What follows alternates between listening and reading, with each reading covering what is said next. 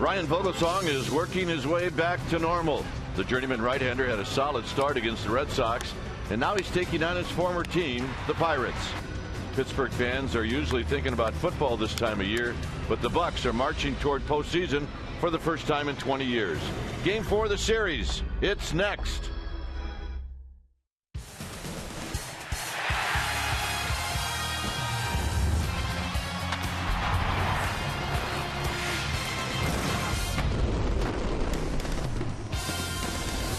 Hey, get your Tim Lincecum Gnome. That's right. That's what you get today here at AT Park. It's Hyundai Sunday on Comcast Sportsnet Bay Area. Is Giants Baseball is brought to you by your Bay Area Hyundai dealers. Today it's the Giants and Pirates in the final game of the series from AT Park here in San Francisco. Hi again, everybody. I'm Dwayne Kuiper. Alongside me is Mike Krukow.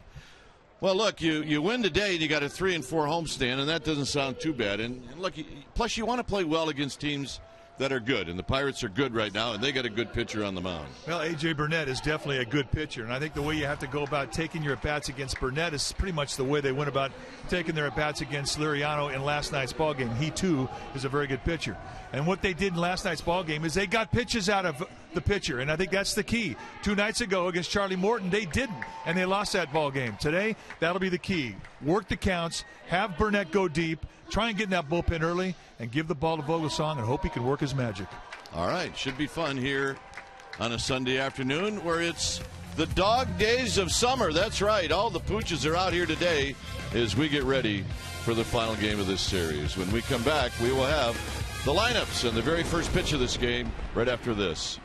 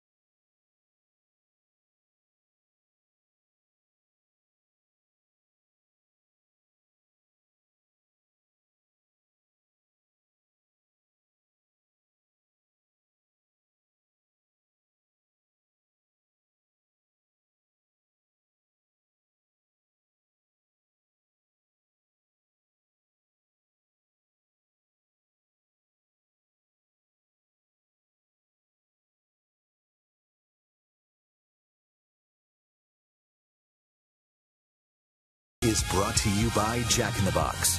Go big at a participating Jack in the Box with Jack's really big chicken sandwich combos for only $3.99 plus tax. And by Toyota. Do the math and save at your local Toyota dealer. Well, back here at a sun-splashed AT Park, we've got baseball on Tim Lincecum Gnome Day. How about that? Speaking of weather, our game time weather is presented by the Santa Cruz Beach Boardwalk. Hey, get to the beach. The admission-free boardwalk is now open every day.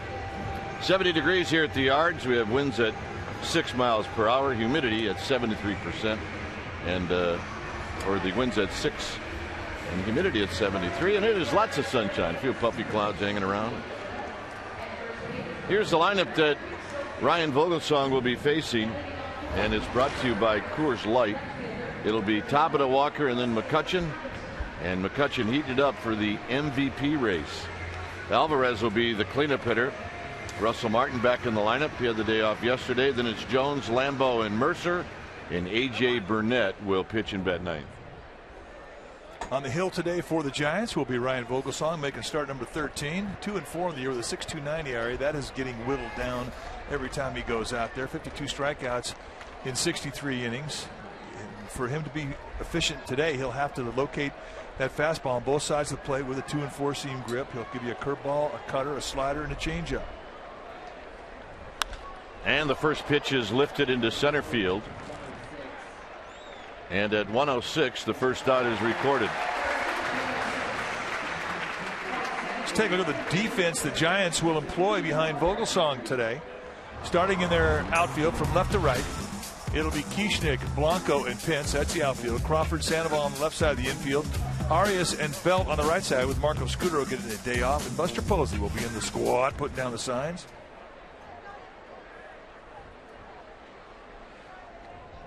So here's Neil Walker. Walker hitting at 255 as he takes a strike. 8 home runs, 37 driven in. He does have some serious ownage on Vogelsong. You see in the series 1 for 10. I'll give you that ownage here after this pitch. He's 7 for 13 with 4 doubles. That's ownage. Yeah, that's ownage. Guy does that to you, he's seeing you. That's ownage.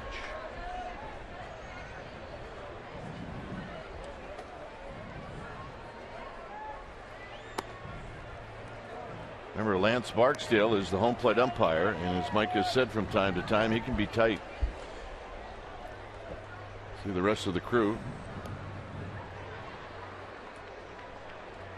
Well, it's tough to throw to a tight zone, but when one can be tight and bounces around, that's when it can get frustrating, and it can happen with Barksdale. Arias from the cut of the grass. But having said that, we've seen Barksdale very good as well, so it's just a matter of what he brings into the game that particular day. And with Vogelsong, he's a guy that will establish that he can throw strikes early on both sides of the plate, and because of that, you start to educate that umpire, and he'll start to look for strikes, and that's when you can expand that zone. So here's McCutchen. McCutchen hitting 321. And the first pitch is low.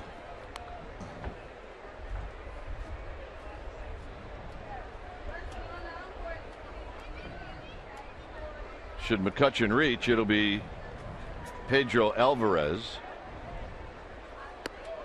I'm going to show you what a shortstop playing second baseman looks like when he's playing second. It's like he's on vacation. Oh, well, I'm just playing second base, a shorter throw. Well, you don't have the long throw you have to make.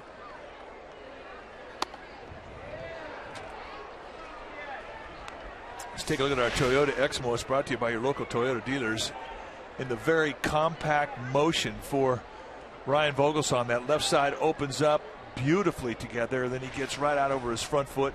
Very compact motion for a big man.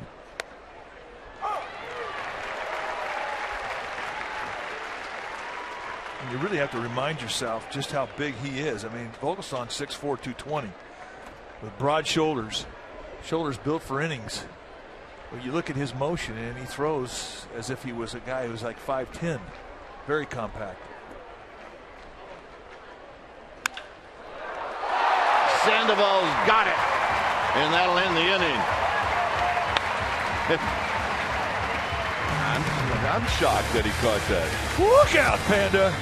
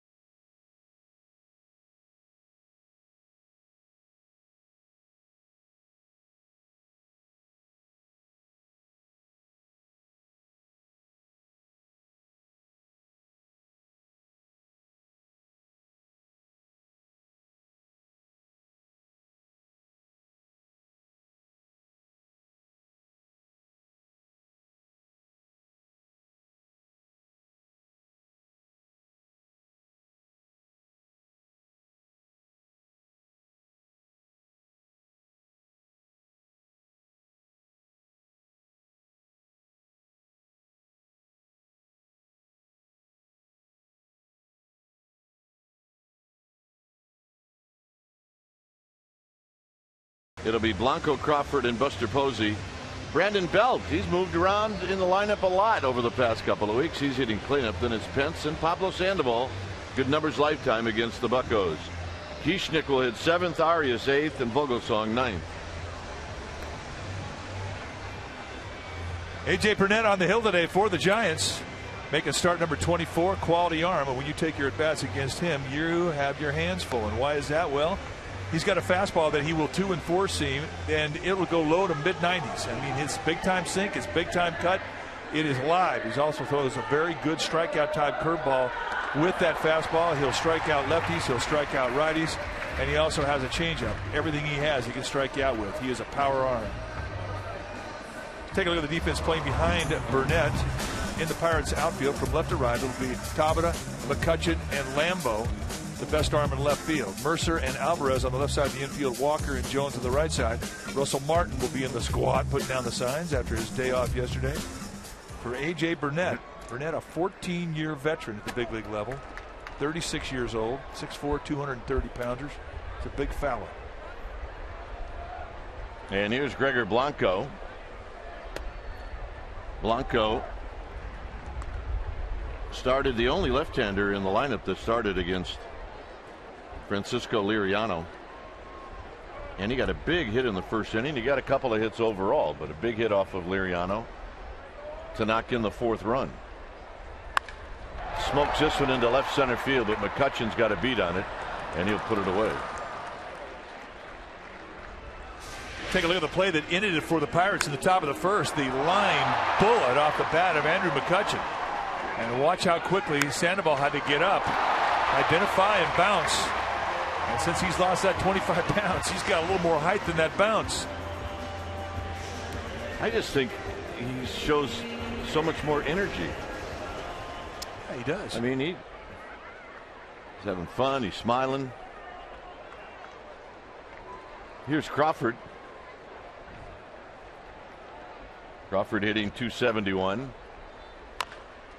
Taps this one on the ground slowly to Jones, and Jones will tag out Crawford for out number 2. So what is that? 3 pitches? 3 pitches, 2 outs.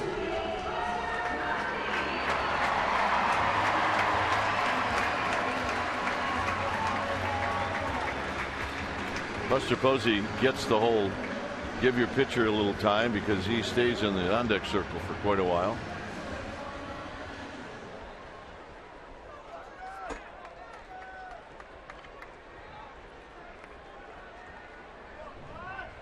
Three hits last night for Buster Posey. He's got that average at .305. And he looks at a strike, and it's 0-1.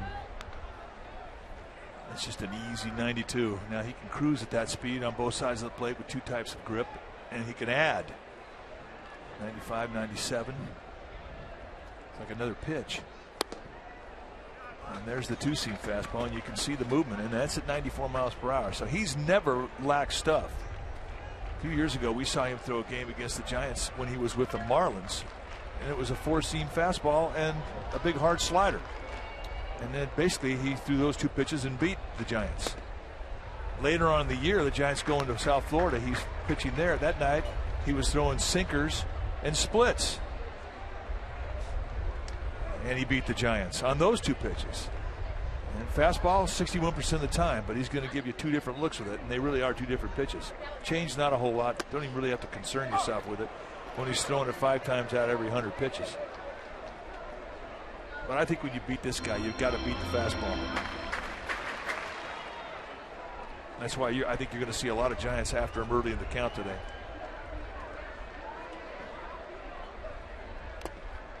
3-2, not a Buster Posey, so Buster gets pitches out of A.J. Burnett.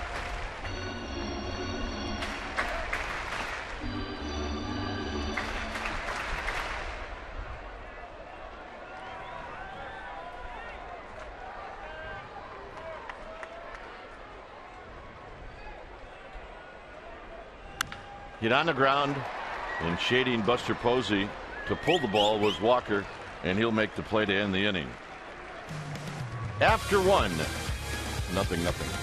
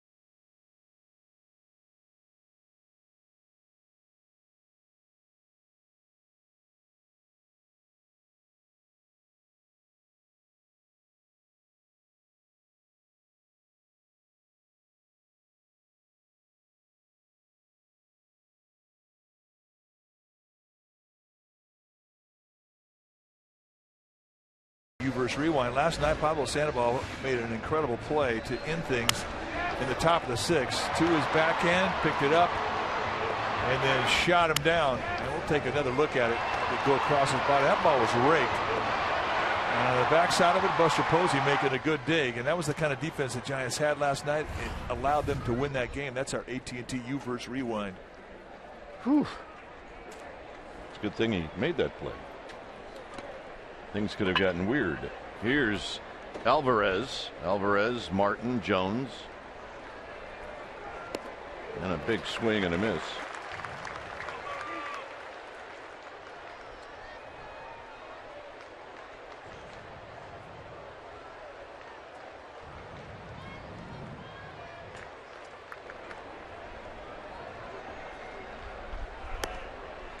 Wide to Alvarez. The Giants now put the overshift on the slugger Pedro Alvarez, who's 2 for 10 lifetime against Vogelsong.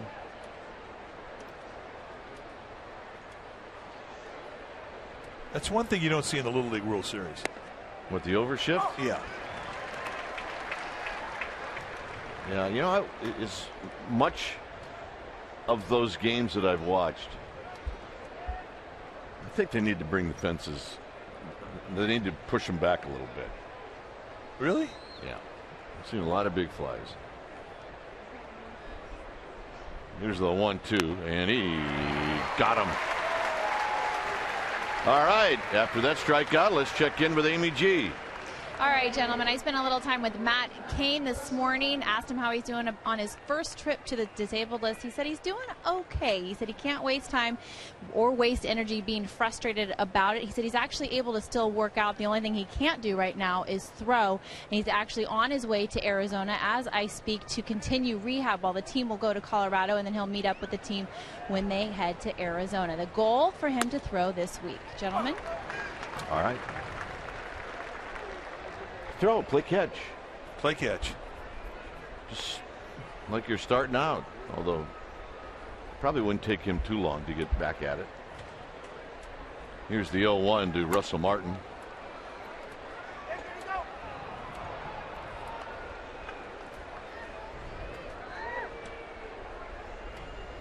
Double checked it. Now, look at the water coming out of that thing. That's a boat.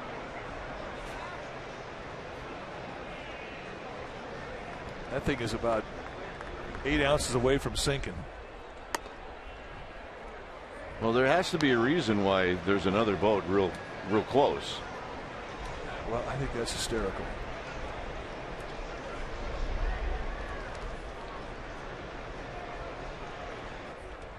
Two balls and one strike. I love the Cove. You never quite know what you're going to get in the Cove.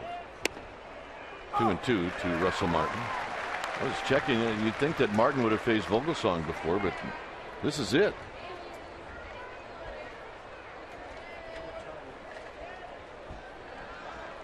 Two balls, two strikes.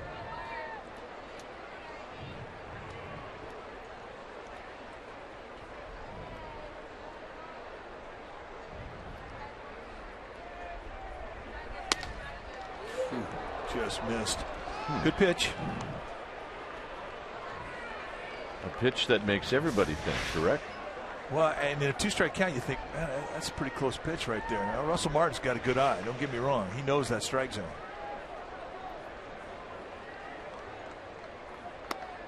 Got him. And Russell Martin knew it. 3-2 curveball. Now, Saturday, September 7th is the Giants' annual pregame Fiesta Gigante celebration, and it's presented by Coors Light. You need a special ticket to get the Gregor Blanco bobblehead depicting the catch he made saving Matt Cain's perfect game. sfgiants.com/special events.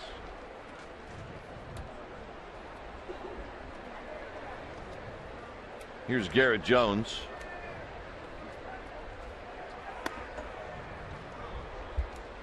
Garrett Jones has got a little bit of ownage on Vogelsong. 5 for 11 with a double and a home run. Lots of power. He likes to get his arms extended.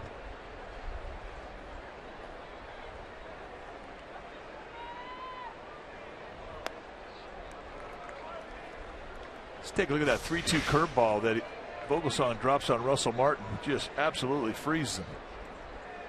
And a great shot from behind. See ya. Grab some pie and meat.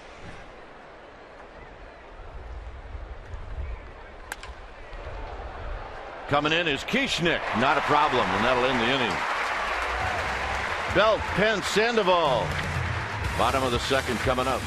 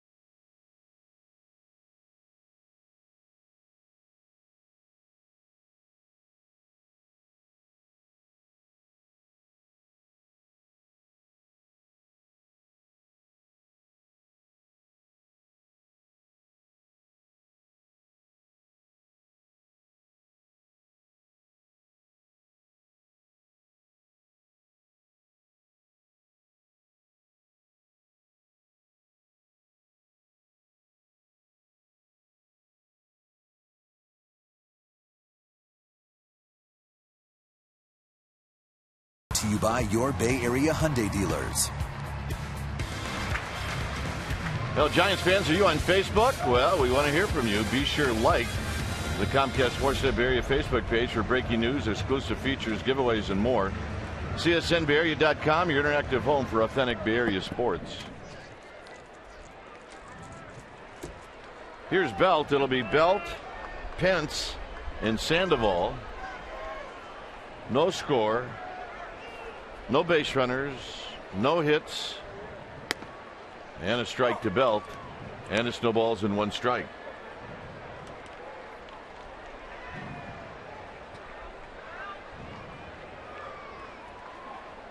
Belt hitting at 275 as he fouls this one out of play. There was a stretch where people couldn't get Brandon Belt out after he'd made some adjustments. But he has struggled a little bit on this homestand. He's 5 for 20, which doesn't sound much like struggling, but he still this month is hitting 346.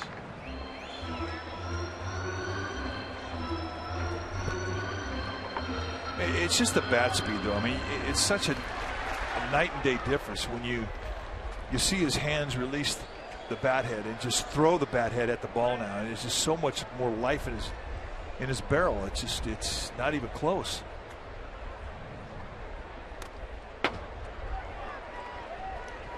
And Burnett runs that one in tight.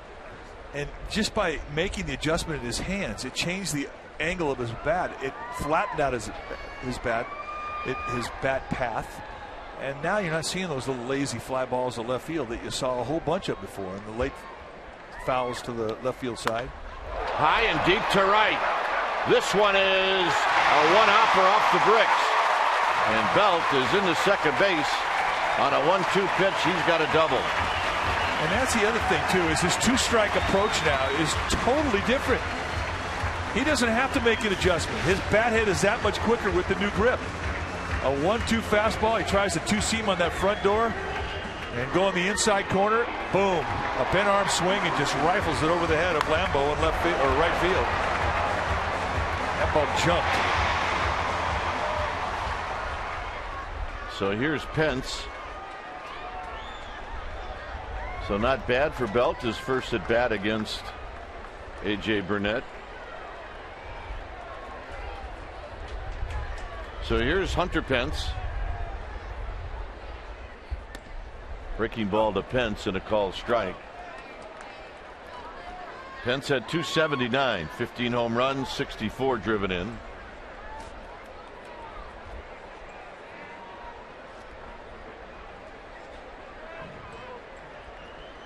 Tim Flannery yelling out instructions to Belt.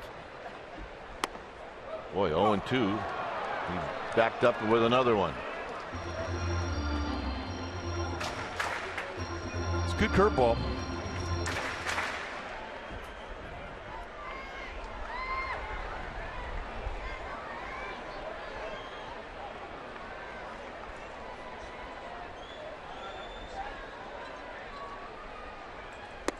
And Pence is gone. Runner at second, nobody out. That's what you're pitching for. Hunter Pence is yet to see a fastball. When A.J. Burnett first got to the big leagues, and you can see the kill pitch here, take him out of the strike zone and let him chase. Burnett was in the strikeout mode to every hitter, and that's all he wanted to do was strike people out. But he had the type of stuff that would allow him to think that he could. His stuff was way off the charts. But he's learned over the years that you save those strikeouts for a situation. And that situation was definitely one that warranted a strikeout, and he got it on 3 pitches. Here's Sandoval. Sandoval. He gets a fastball and he swings. It looked like he took a healthy swing over top of the fastball. And it's no balls and 1 strike. See, Sandoval's got 3 hits in this series. He's hitting .267. Fouls this one off his foot. It's now 0-2. It's warming up. 70 degrees at first pitch. Yeah, just about September, our hot month. And that is a good month for ices. I tell people back east it's 54 degrees at game time on July 1st, and they look at you like you're weird. Then you tell them that your hot month is September, October, and they look at you like you're even weirder. Yeah, we need the ices in October. Sandoval, this is foul again off his foot. That's one where you kind of wish it hadn't hit your foot. It may have been a base hit.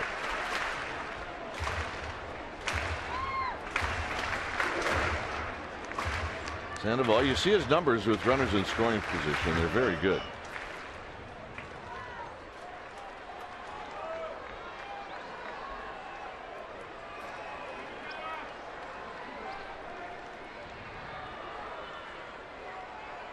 Burnett ahead of Sandoval, 0-2.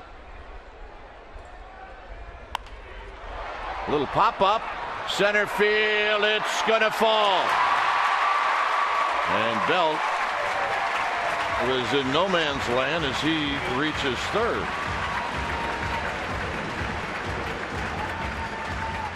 Well, that's how you hit .367 with runners in scoring position. Well, yeah, have a strike zone that you can cover from the top of your letters to your shoe tops, and just be strong enough to muscle out a heavy fastball into no man's land. That's the key. But if you're Brandon Belt, should I go? Should I stay? Should I go? Yeah, and then all he can do is 90 feet. If that's a 2-out at bat, he scores easily. Well, Kieschnick now a chance to knock in a run. 1 out, runners at the corners. And he reaches back with 95 mile an hour 2-seam fastball. This is a strikeout situation, and you got a 14-year veteran out there on the hill facing a rook.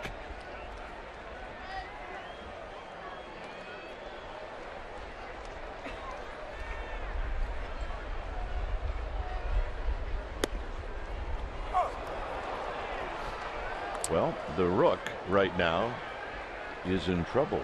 He goes front door with the 95 mile an hour fastball, a 2-seamer that takes out that perfect location, strike one. Then he backdoors him with the first breaking ball that Kieschnick's ever seen. And that's a quick 0-2, and he hadn't swung the bat.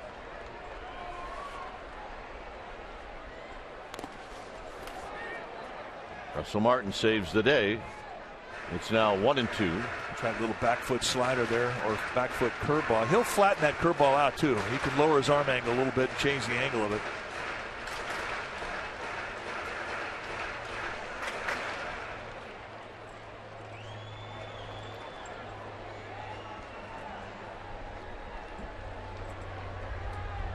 Sandoval at first.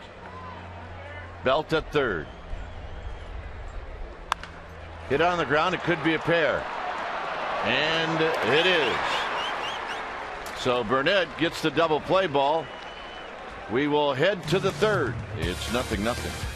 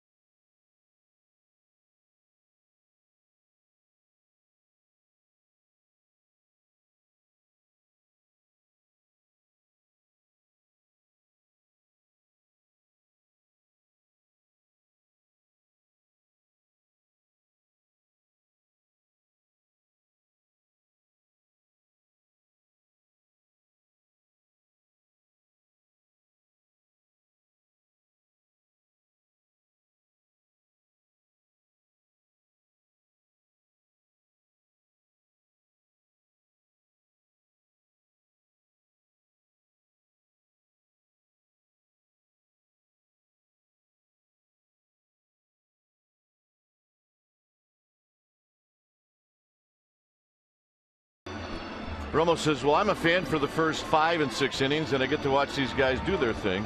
Tim has been very impressive all through his time here. Everybody has their ups and downs, and seeing him keep battling makes me appreciate him that much more. Well, you know what? We all feel that way about that little guy. Even Bruce Bochy said it on his KNBR pregame show. He said, this fan base loves that kid. Just like that lady loves that dog. Yeah, a lot of similarities. I agree. Both are loyal.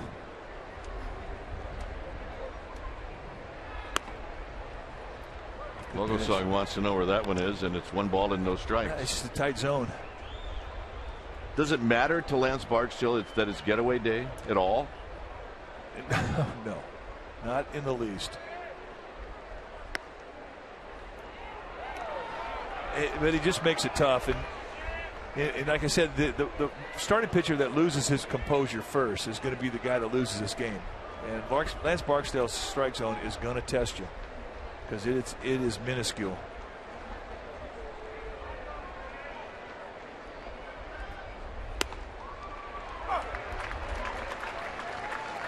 And I'll say this about Andrew Lambeau. I mean, as a young hitter, He's had no intention of swinging it until he had at least 1 strike on him. Oh, absolutely.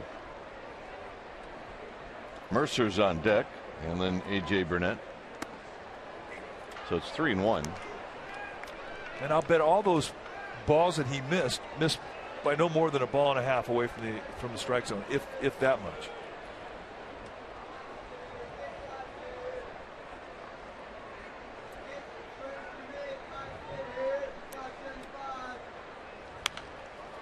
And on the 3-1 pitch, Lambeau hits a souvenir down the left field line. Now the whole at bat has gone away. All the breaking balls, all the fastball, they've all been to that outside corner. The inside corner's there. Now Lambeau is a guy who is a middle in hitter. Very quick to that side of the plate, but he will chase. Staying away. And that's going to be a base hit into center field and the first hit in the game for the Pirates. Talking about Tim Lincecum last night. Really got off to a great start. Faced 9 guys in the first 3 innings. And just had nice command with all of his pitches. Had a little bit of a snag around the 4th. And he wound up having 4 walks in 5+. But a lot of swing and missing. And there's the reception he got when he left the game in the 6th. So here's Jordy Mercer.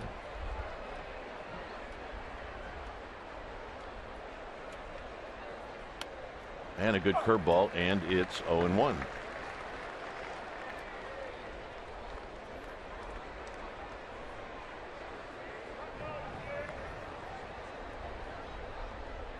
Hit a home run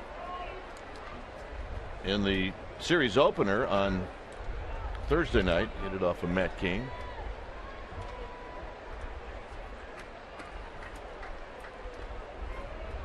The Pirates right now are in a serious battle in the National League Central. They are tied with the Cardinals coming into today's game for first place. Both teams coming into today 76 and 53. Atlanta is leading the Cardinals this afternoon. It's a 5-1 lead in the 8th inning.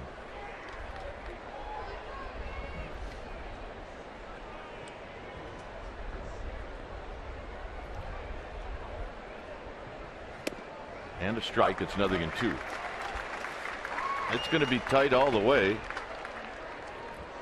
course, if you're the Pirates, if you're any team, you want to win the division. You don't want to play. Well, if you have to, to get in, you want to play the one game wild card. But the division is the way to go.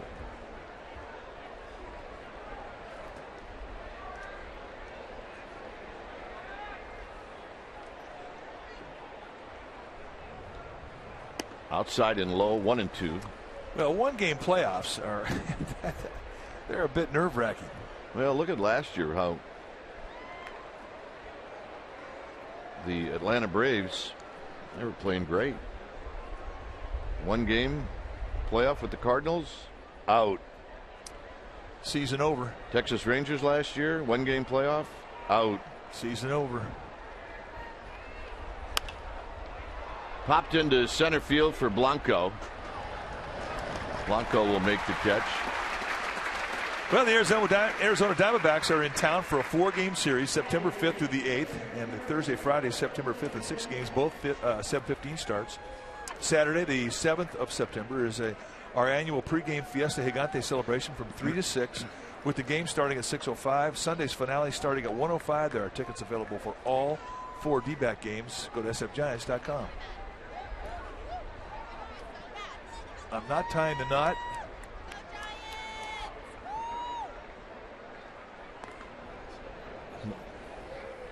I'm not tying the knot, so buy me a shot. Well, okay. Well, yeah, you wonder why we call them gamer babes. I can't imagine that that's actually going to work. There's the bunt. And Belt is going to pick it up.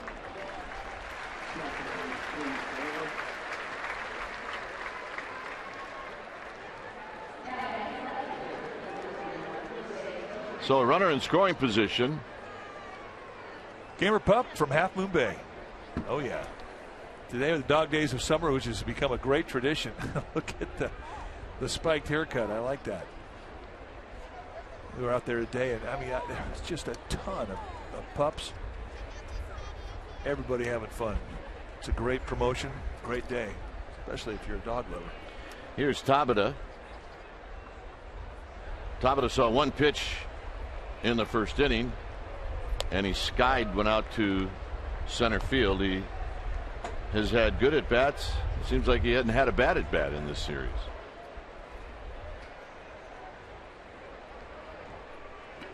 He's been impressive. He's a guy that baseball fans really didn't know a whole lot about at the start of the year, but the way we've seen him in this series, I think he may be one of those guys that makes a name for himself in September and maybe even October. player that really had a lot of expectation surrounding him early in his career, and he didn't really live up to it, but now he is. Good pitch. See a pitcher walk off the mound and follow a pitch that doesn't get called a strike. He thinks it should have been called a strike. That's just a little subtle way of telling the umpire you disagree with the call.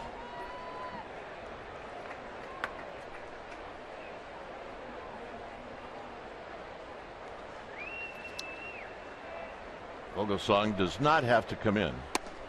He chooses to, and it's 2-1. He's got a base to play with. Walker's got some ownage on him. He's on deck. Well, I think that's the motivation to get in that strike zone. Stay away from Walker.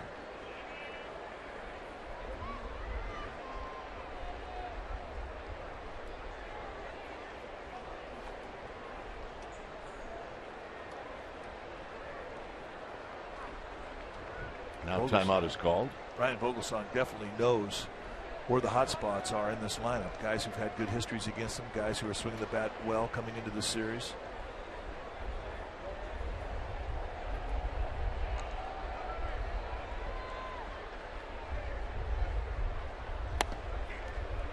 Three and one.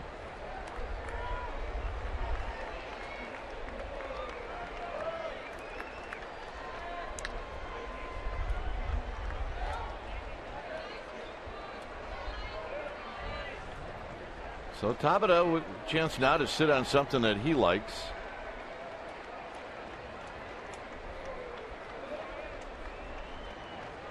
Slightly open stance. He is not afraid to take a healthy cut. And Vogelsong and Buster Posey now having a hard time, but Tabata waiting patiently. And a full count. Boy, a perfect pitch. It's got to be, but as you point out, you've got the open base. You can afford to make him. At least try to make him. Backdoor's a little too seam fastball on that outside corner. And that takes away count leverage.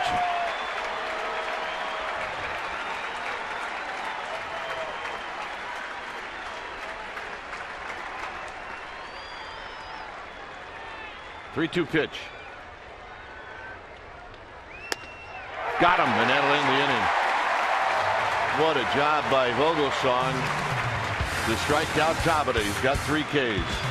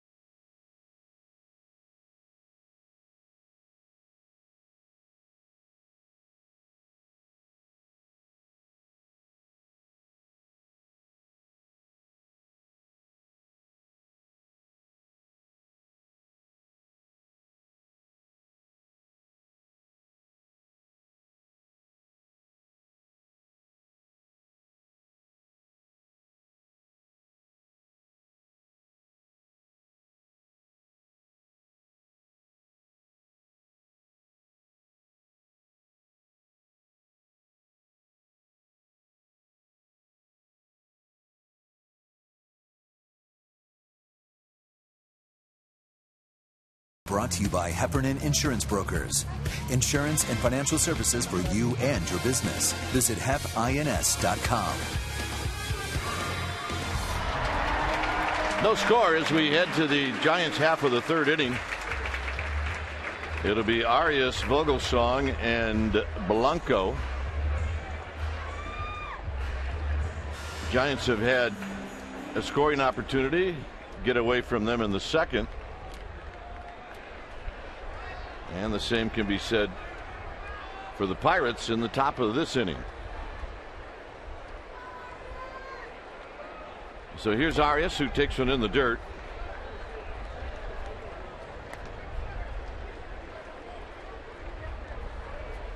Arias has played a lot in this series. You can see he's only had one hit. That was a big double in the first inning down the right field line that hit the chalk line. Or came really close to hitting the chalk line. Well, if it hit it, and it very well could have, it wasn't very much of it that got hit. Definitely a big play in the game, however. So it's 3-0 to Arias. Burnett wants a new baseball. I don't blame him.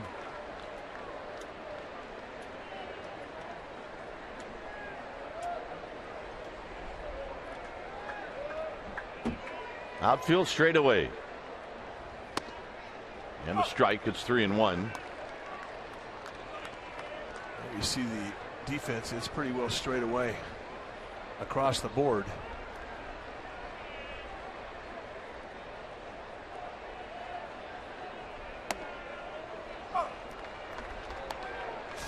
All right, you make the call on this one, Mikey. Well, it depends what uni I'm wearing. If I'm a Pirate, I'm ticked off. I'm saying that's foul. Slowly hit, charging is Alvarez. Do or die play, and he made it. I tell you, that's the big leagues on both sides of that play. We talk about Alvarez. I mean, he really is good at coming in on this play. And I think the swing and bunt is the toughest one for a hitter. I mean, he's not anticipating the bunt. It's a 3-2 count. And he's got to come in. And he knows he doesn't have a lot of time as Arias runs well. And look at the backside. Garrett Jones digging out the one hopper. And how close was it? They got him.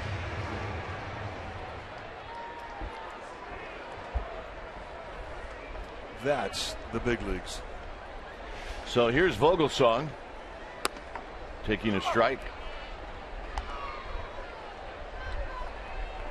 Vogelsong 1 for 19.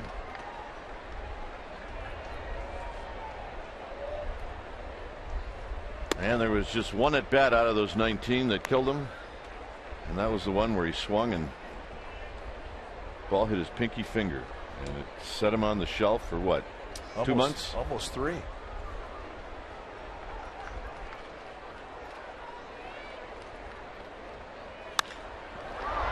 Little flare foul down the right field line. Oh man, that made the whole family happy, and they're all taking credit for it too. Well, they should. Team effort. Nice going.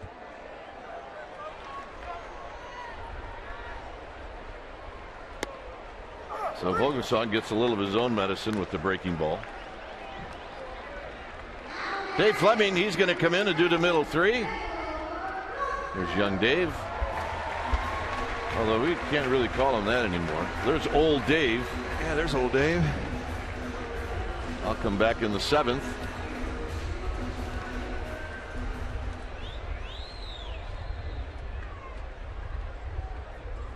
So here's Blanco with 2 outs and nobody on.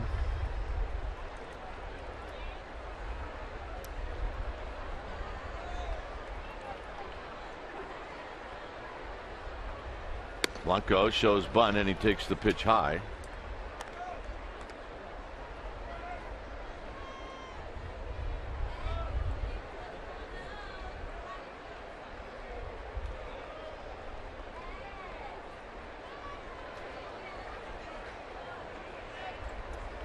And the 1-0 pitch to Gregor Blanco is inside. 2 balls and no strikes. Burnett and Vogelsong working at just about the same pace. Yeah, not that fast and certainly not that slow. Like right in between. And they both have just about the same one. There's a strike, and neither of them care if they fall behind to a hitter. Well, and Whitey Ford once said, if you have command, pitching behind the count is not a bad thing. And both these guys are command pitchers.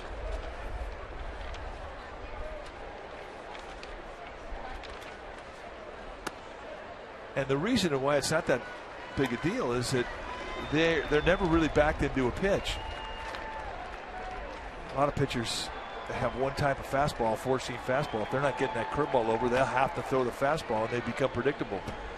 And unless their location is absolutely perfect, they get spanked around a little bit. And the walk. These guys can give you a lot of different looks, and they can command it, so they never really get in a scenario where they have to give in to you for something you're looking for. And that's when you start to do well here.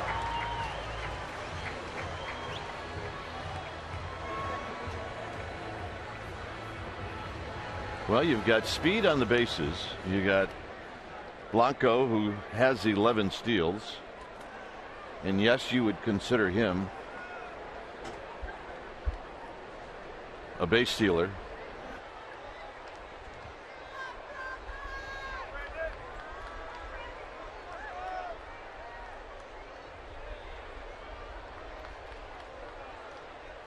So here's Crawford.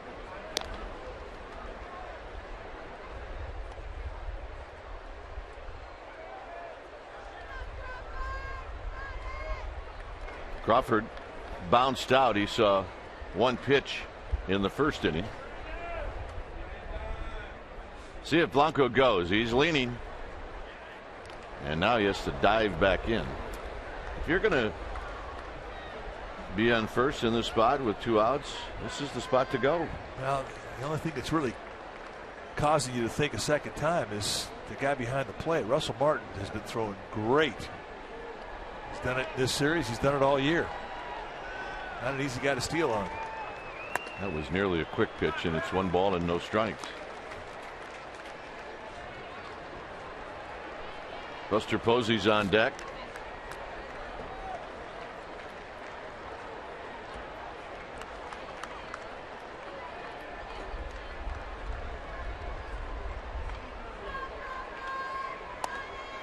Two and 0. Go back to Friday and talking about Russell Martin. And look at the accuracy of this throw. We thought that Hunter Pence had it stolen, and on the replay, he was out. And the same thing happened with Gregor Blanco. I mean, I'm talking an absolute perfect throw. It had to be. Russell Martin's been doing that all year.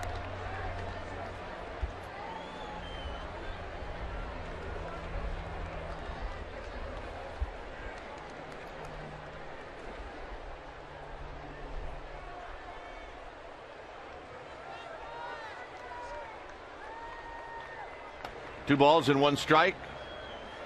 Blanco leaning. He does not go. And Crawford takes low and away. It's 3-1.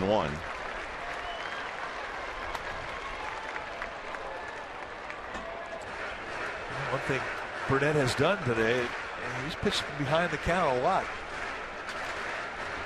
He's created some pretty good counts to hit on. 1-0, 2-0, 3-1.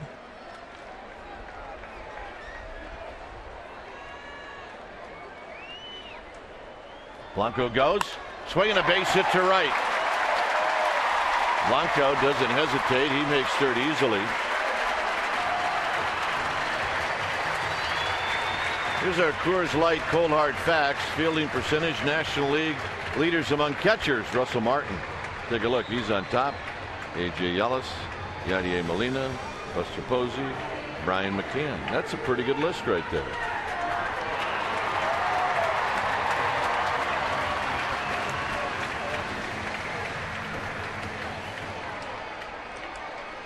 So here's Buster Posey.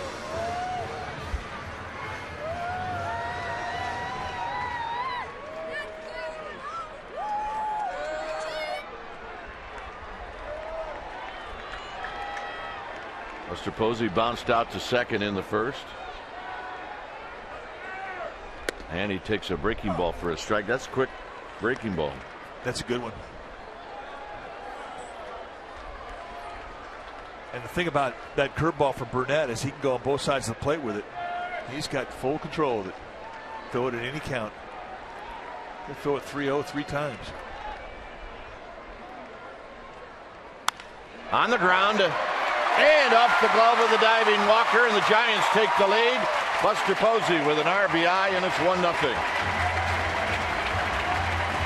A little two-out thunder here. And we're going to make it our forward right choice. Really a great example of staying inside the ball as the movement starts to work its way back into Posey. He gets a little bit of a hang right there at the belt, stings it. And Walker, who had been playing him towards the bag at second, cannot get over to his left in time to put a glove on it. And just like that, guys take the lead. And here's Belt.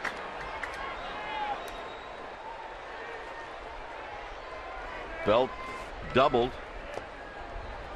over the head of Lambeau.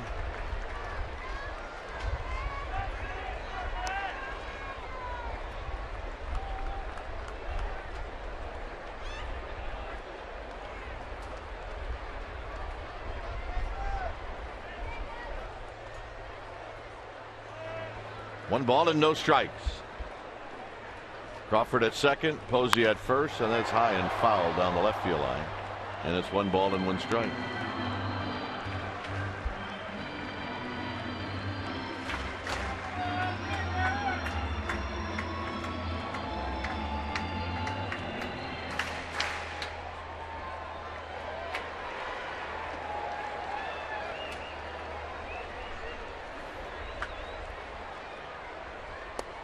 Belt takes the breaking ball, 2-1. Just managed to hold up.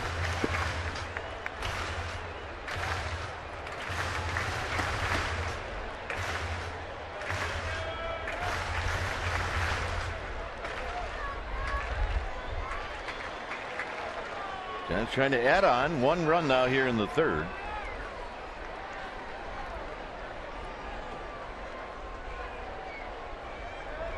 Burnett really has slowed it down now. 2-2. Burnett was walking off. He thought it was strike 3. He must have thought one of the pitches was a strike that Barstow called the ball. He's out there stunned right now. He thought this was inning over. Let's go have a drink of water. Yep, wait a second. He's asking second base umpire Gary Cedarstrom right now. I thought the count was 2-2 or 1-2. Well, then he's the only one. 2-2.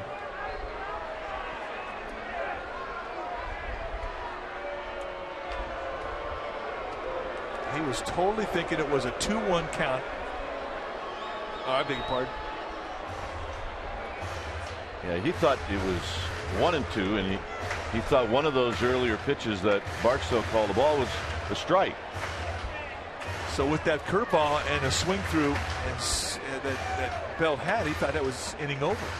He's still confused on it. Plus, he just showed him his best strikeout pitch he's got. I mean, he may throw it again, but that last one was a dandy. Well, it'll hurt now if he gets a hit.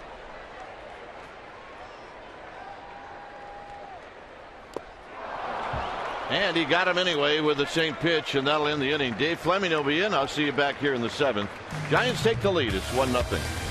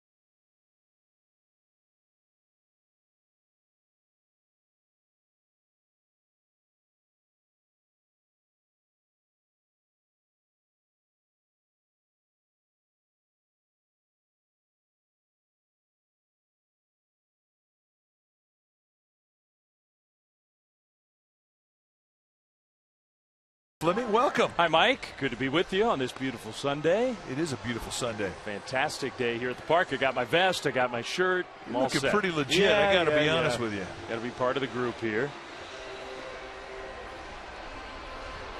It is the dog days of summer, which has become a great tradition here, and a lot of pups here out in the center field bleachers. And this guy here enjoying the attention. It's just such a beautiful day. The dog days sort of makes you think of, I don't know, when I think of dog days, I think of maybe too hot. It's the middle of the summer, and this is just perfect. This is perfect weather. Neil Walker against Ryan Vogelsong, who's been very solid. I've been impressed with the first 3 innings from Vogelsong.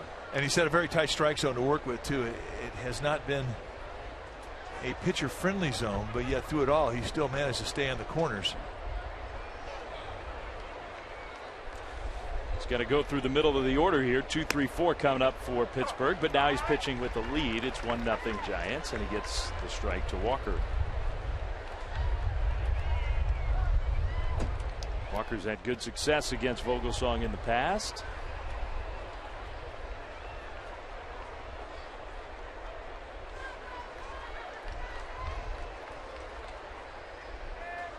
One.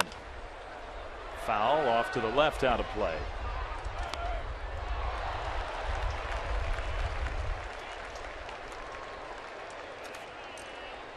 In some ways, I think Neil Walker is kind of emblematic of this Pirates team. They have a star. They have Andrew McCutchen, but it's a team with a lot of role players, a lot of guys who are sort of all-around players. Walker, good defensive player, switch hitters, got a little power. Well, he's gotten better every year. Ground ball to Arias. 1 away. All right, it's time for our AT&T trivia question. You can tweet us your answer to @CSN Giants. Pirates traded Jason Schmidt and John Vanderwall to the Giants for which 2 players in July of 2001? Well, one, if you're watching this game today, is probably not that hard to get. But you might have to work to remember the second player in that trade. You have to dig a bit deeper. Yeah. Really turned into one of the great trades in Giants history, because Jason Schmidt, who was a good pitcher for the Pirates, came to the Giants and became a stud, an ace. Yeah, an absolute ace. You could match up against anybody in the game, ace. He was tremendous. But I like your analogy about the Pirates and Neil Walker. You know, Neil Walker, first-round pick, a lot of expectation, did not justify it early. But through hard work and perseverance, and he's worked himself into a really a good everyday player.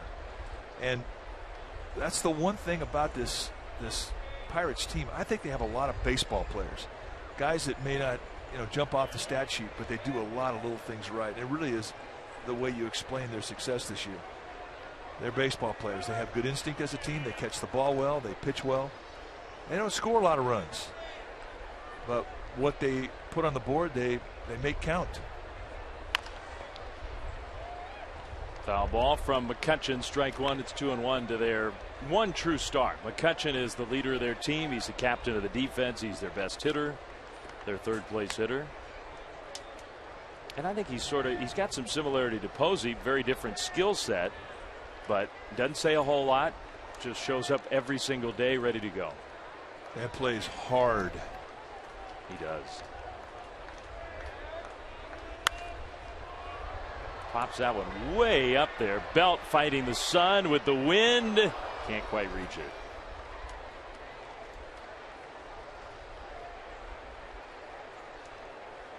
There you see what the Pirates have done this year in August. An overall record 76-53. Hitting 249, getting 3.9 runs, 3.90 ERA. So their ERA really has gone up a little bit. That's really been the only difference as to what they've done the entire year. But as we all know, it gets a little tougher to win in August and September. Yep. Another foul ball, still 2-2. Well, the Pirates, even with that August rise in the earned run average, they still lead the league in that category. They've been the best pitching in the National League. I find it pretty interesting. It's not a coincidence. The top 5 teams in ERA in the NL are the 5 teams that right now would go to the playoffs. It runs hand in hand, no question. You got Pirates, Dodgers, Braves, Reds, Cardinals. That's how it lines up. And those are the 5 best teams in the league. Pirates have made their share of errors, though. I mean, the Giants have made 92 errors. And that ranks 14th in the National League in a league of 15 teams. The Pirates have made 90 errors. Well, and personally, for me, I think that's where the error statistic, I mean, it's important. You don't want to make mistakes. You cost your pitchers extra pitches, give extra outs.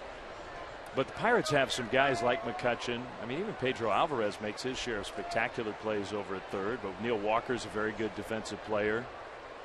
So you can judge defense by the errors, but also if at some key spots you have good range, good athleticism, doesn't necessarily tell the whole story about the D. McCutchen hit that one well to left field. Kieschnick for out number 2.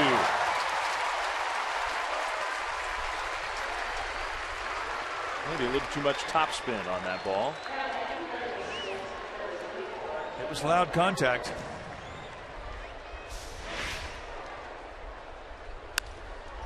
Off the crack of the bat, this may have a chance, but it didn't get the warning track.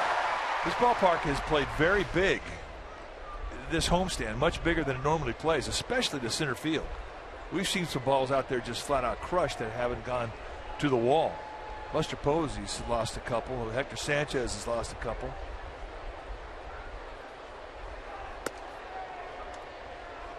Change up to Alvarez for ball 1. Giants have a shift on for the slugging Alvarez, tied with Goldschmidt for the league lead with 31 home runs.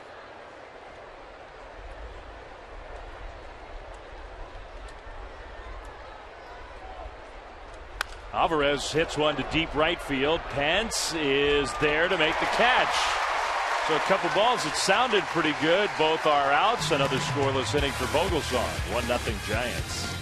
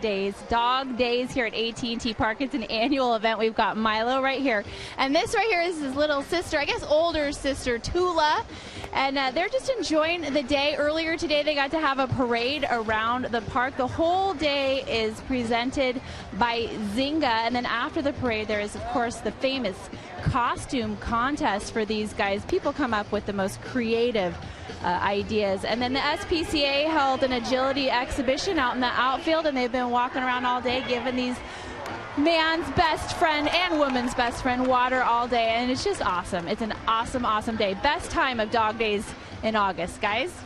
And eat some water. It's hot out there in the bleachers. See lots of tongues. Sorry. He's a lover.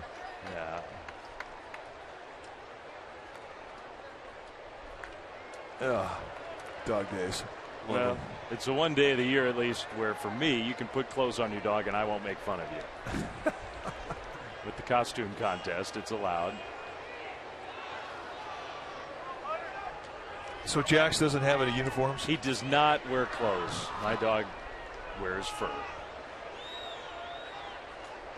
And we did not bring Jax today. I don't think my dog would do all that well here. Yeah, Bella didn't make the trip this year either.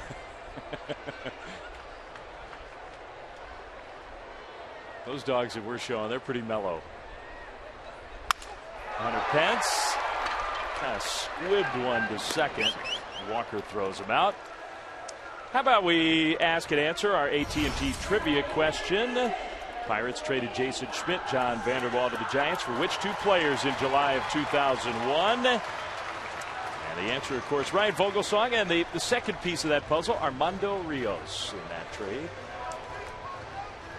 As part of the story of Vogelsong, right? He leaves the Giants, goes to Pittsburgh, gets hurt, is inconsistent, can't quite get it together, goes to Japan, spends time in the minor leagues, finally comes back home to the Giants and blossoms into an all-star.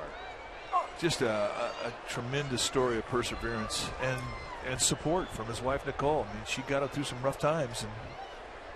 And you know, he became an all-star in 2011, a World Series hero last year. And he'll be forever remembered as a Giant, which is really what he wanted anyway. I mean, he didn't want to leave this organization. No. And I mean, he liked his time at Pittsburgh. He found his wife at Pittsburgh. You know, Pittsburgh is where he lives. But it all worked out good, and Giants are glad they got him back. 0-2 to Pablo, who had a base hit his first time up. Swings here, and a ball that was about to hit the ground. He got the bat on it, but rolled it to second for out number 2.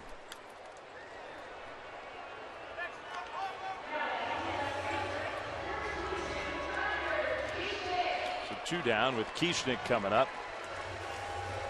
Well, you make a good point. A great crowd today. And I'm sure soaking it all in. You get the ball game, you get the views out to the bay with all the watercraft out there today. 70-degree temperatures. And the Giants with a 1-0 lead. Kieschnick swings at the first pitch and hits that one to left. Tabata out number 3. Quiet inning for the Giants. On to the 5th. 1-0. Giants ahead.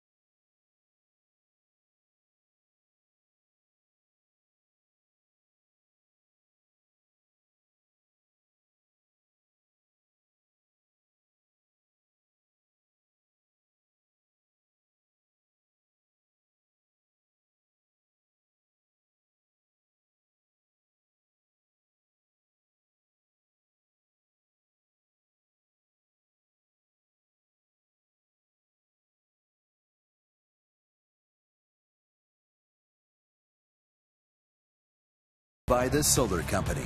Not just any solar company, the solar company.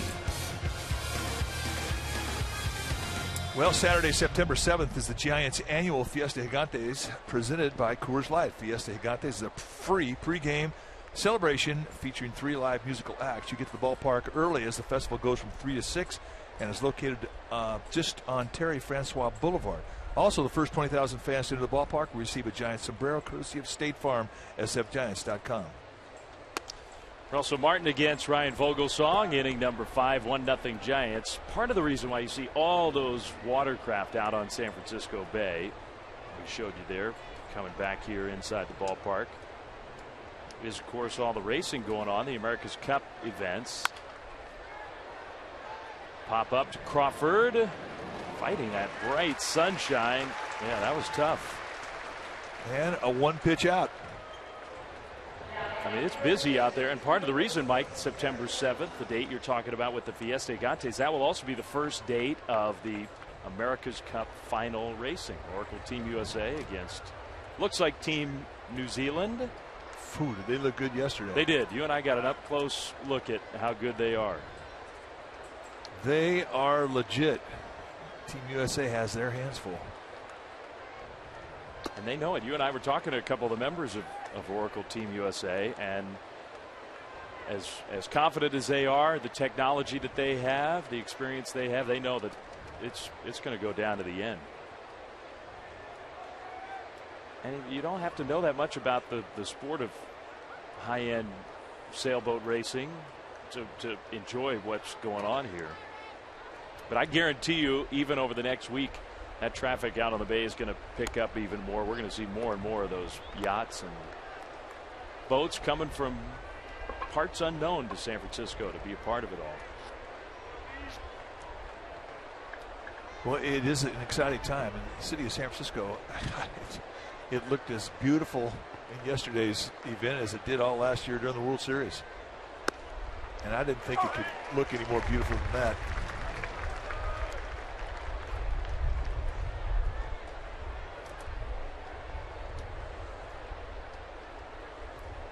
Garrett Jones, the hitter here, with the count 2-1. 1-0 Giants. Vogelsong pitching well here this afternoon. That one is popped way up there again. This time it's Blanco fighting that glare on number 2. Well, you and I were out there yesterday, Mike, and I took some photos. We were out on the water. We were right in the middle of the action. Yeah, it's unbelievable. That thing gets up on a foil and it can go 50 miles an hour, and it was going 50 miles an hour yesterday. It's amazing how 7 tons on the water can go so fast without an engine. That's sort of my artistic shot of you, Mike. Framed against San Francisco, looking very distinguished. Looking very windblown and ruddy. Well, me too. I didn't take any self-portraits. Notice that. 2 down for Lambeau. But we had the power chase boat working, and our friend Alan, who was captaining our chase boat, he had it going full throttle. We could not keep up. When they started foiling, they were just blowing right by us. And that's that's all wind. That's where they get their speed. Remarkable engineering. Well, right now, I mean, Ryan Vogelsong is just throwing everything where he wants it, and this is what we remember him all through last year's run for the World Championship. He just put on a clinic with his command, and he's got it today.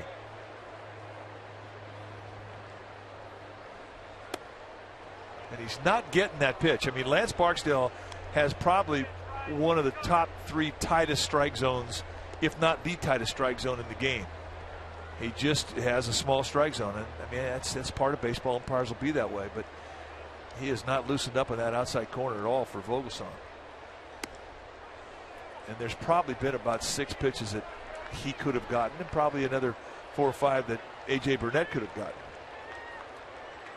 But I got to tip my cap to both pitchers. They have not lost their composure in dealing with this small zone.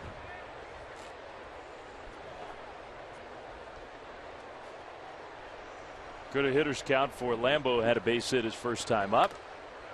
Foul ball, strike 2. That's pretty good 3-1 pitch. Change up. I mean, just anything he wants to right now. The count means nothing. And every pitch he throws sets up the next pitch.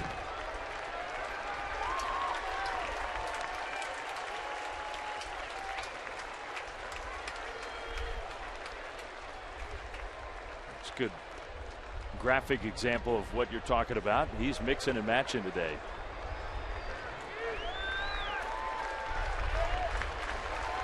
Now he's got what he wants. No. Lambeau asked for time. And he hasn't had to shake off Posey that much today either.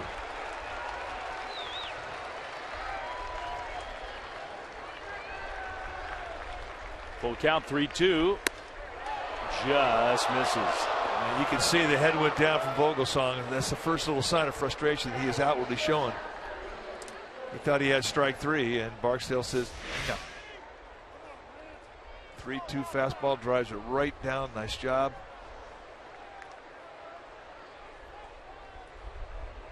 Tight strike zone.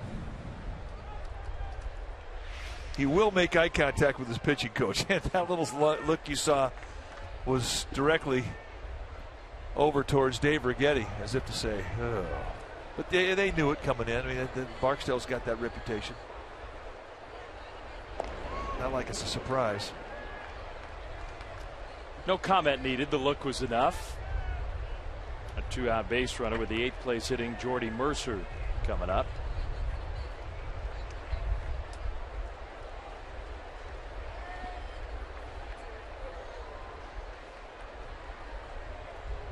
Jordy Mercer, he's been impressive to me in this series.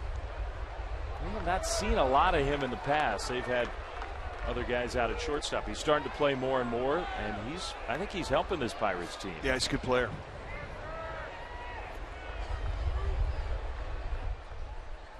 You know, he's a guy who can hurt you with the long ball. He's handled the ball in situations. He's got runners over. He's got runners in.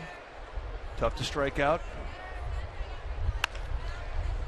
And he's got a little pop. We've seen him hit the ball hard in this series.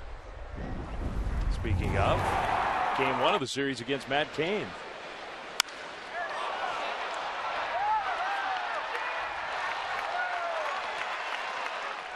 His 6th home run of the year. So Jordy Mercer, I mean, the shortstop position for the Pirates has been, for years, they've had a hard time finding consistency there. They had Jack Wilson back with Freddie Sanchez. They were a good double play combo for a while.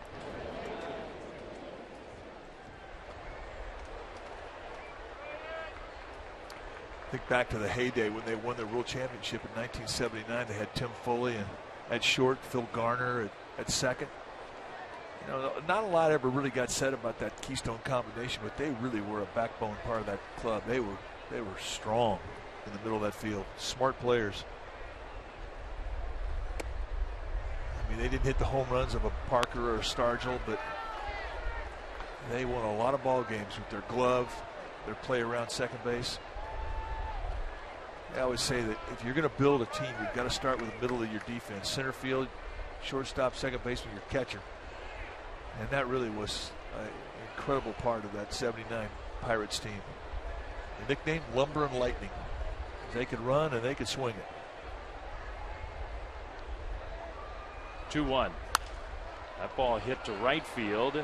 Pence has a long way to go, and it's going to drift foul. Fan brought his glove, made a play. Okay. Deserves a hug. Let's see exactly how he got it done. Oh, sweet spot. Throw player. Are you kidding? And the gal just about took it away from him in section in front of her. Yeah, that's not the first time she put that glove on.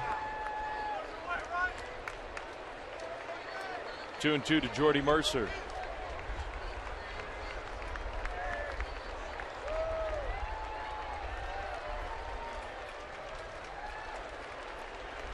The pitch with the runner going outside. Posey, great throw, and the ball is waiting for Lambeau. Wow, what a release by Buster Posey. So the Pirates are retired. Giants coming up when we come back.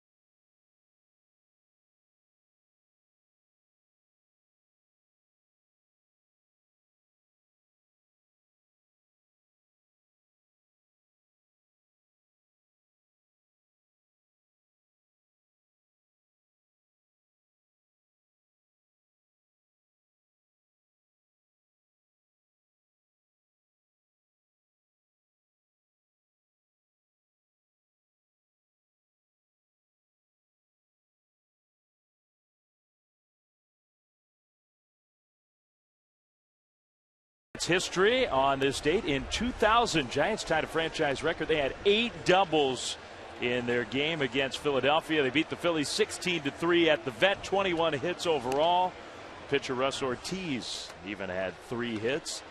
Not a single one of those doubles was Barry Bonds. They had 8 doubles, and Bonds didn't even hit one that day. That was a good hitting Giants team. Yeah, Russ Ortiz could hit too. Let's take a look at Buster Posey, and this is the way it ended for the Pirates. And you talk about unload time.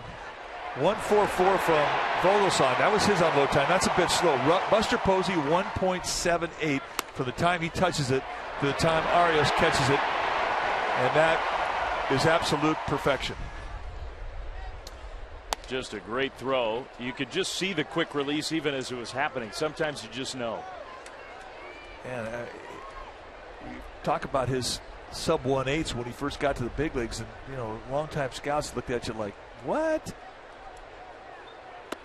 But he consistently can do it. And watch the footwork. Straight line from that right foot to the left foot as he hops on that back foot. And that straight line's important because that'll give you a straight throw. And Lambeau, history. Ball 3 to Joaquin Arias, trying to get the Giants started. You got Vogelsong, the pitcher, on deck. So if Arias could reach base, that would give Vogelsong a chance to use the bunt.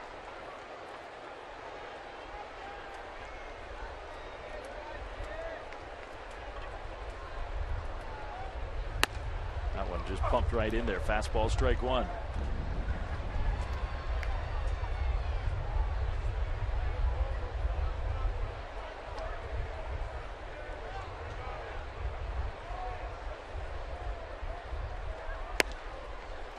Strike 2 to Arias. Corner call. Yeah, there's one. Haven't seen many of those. From 3-0 to 3-2. Arias, who grounded out his first time up. That one is hit to second. Walker covering the middle there, throws out Arias.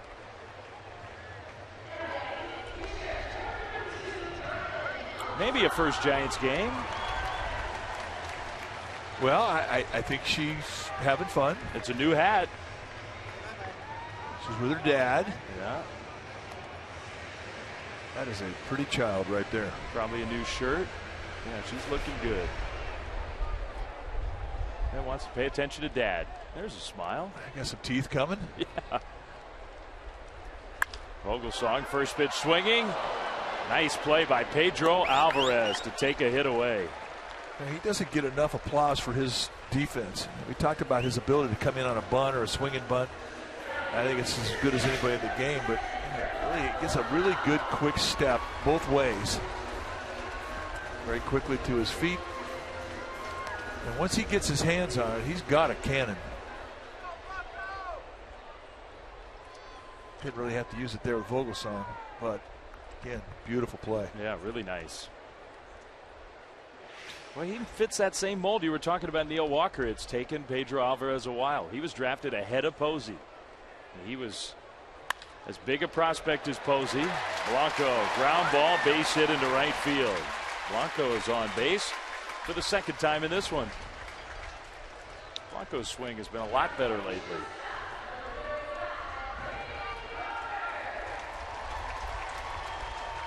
A 2-out base runner for the Giants with Brandon Crawford coming up.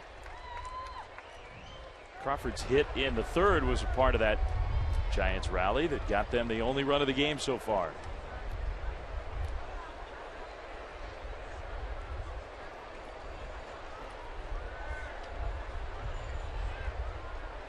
Crawford, a nice season. Yeah, it has been a good year for Brandon. I think especially he can affirm this final month with a good month swinging the bat. Those fingers were a problem. The numbers took a dip when he jammed his fingers on a slide, and it really took a long while, like a month for Crawford to start feeling normal again. Well, and he's proven this year he could play with a chip on his shoulder. I mean, there was a lot of things written about him and talked about it on the talk shows about how everybody would just take it if he could hit 235 and play his great defense, and that ticked him off. He says, I'm not a 235 guy. I can hit.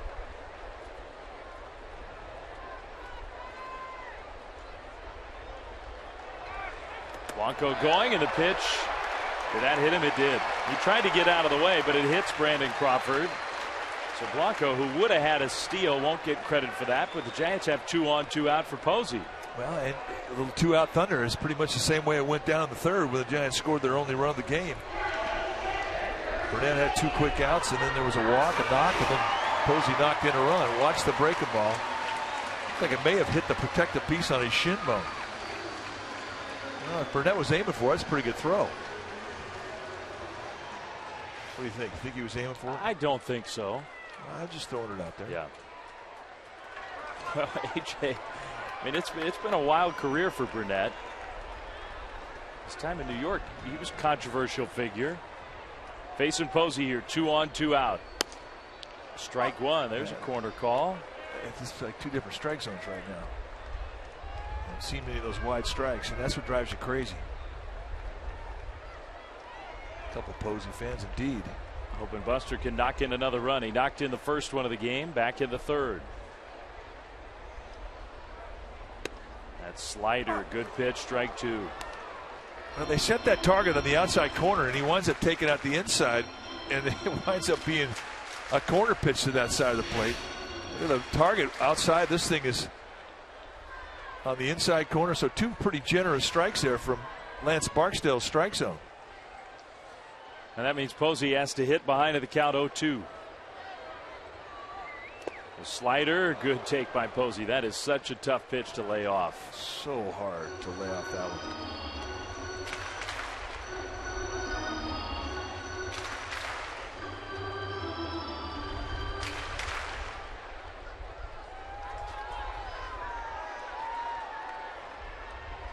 And I'm guessing that Burnett's going to stick with that pitch and try to get Posey to chase.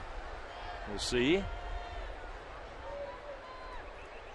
He does, and it skips right off Russell Martin. Both runners will advance. Well, that's a rare mistake from Russell Martin, and that's a breaking ball.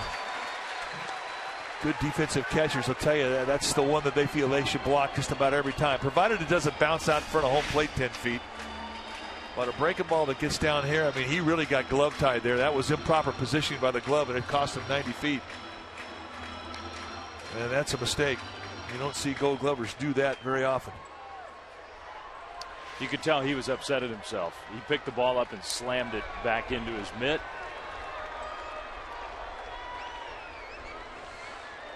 Not the first time that A.J. Burnett has thrown a wild one. Nobody who's still playing has more in their career than A.J. Burnett. See if Posey can make him pay. 2-2. And another take on that slider. Boy, 3 tough takes, and he's got the count in his favor now, 3-2. Although with an open base, Burnett knows he doesn't have to just flat out challenge in the middle of the strike zone.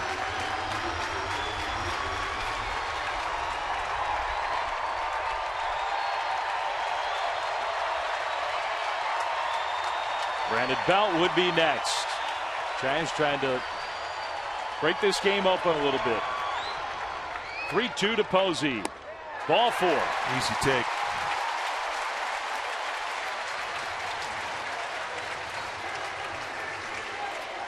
Let's go back and take a look at the last time he faced Brandon Belt. He got a little messed up in the sequencing. First pitch down the dirt, ball 1 here. It evens the count of foul 1-1.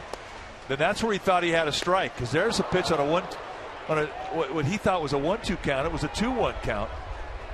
He swung and missed at it. He was walking off the field. Then Burnett's looking around going, hey, what the, who the, how the.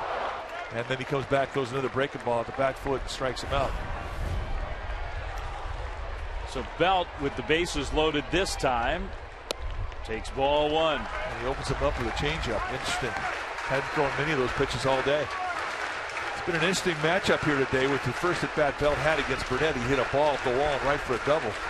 Then he struck him out in the third inning in the second at bat. And here with the bags full, this should be good. Yeah, great chance for the Giants.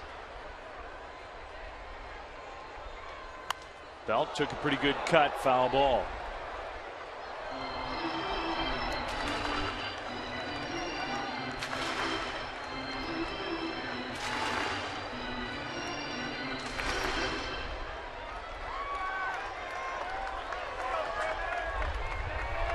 great month for Brandon Belt, and he has had a lot of big hits for the Giants. This would be a big one here. Strike 2 swinging. That's the same pitch that he struck him out with in the 3rd inning. And if you remember, I mean, he got the 2nd strike and he went right back down again and got the 3rd strike with it. And that was with two men on.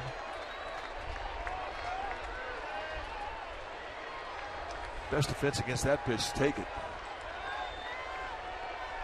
Now let's see if they go back there again. It's worked against Belt in this game. 1-2. They throw it again, and he bounces into the dirt. He did take it. And he almost hit him in the back foot.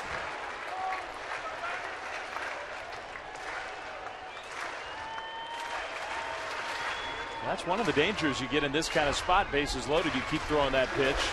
You can bounce one by the catcher. You can hit that back foot. It can cost you a run. But I think Burnett's got a lot of confidence in that slider.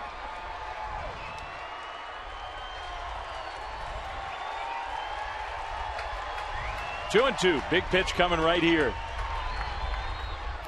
In the dirt. Fish aren't biting. Best defense, let it go.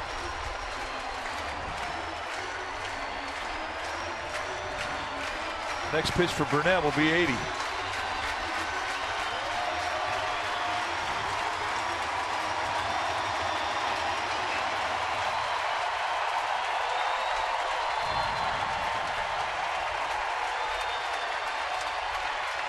Nowhere to put him. Bases loaded, 2 down. And the 3-2 pitch on the way. Belt hits a high fly ball center field. McCutchen all the way back, just short of the track to make the catch.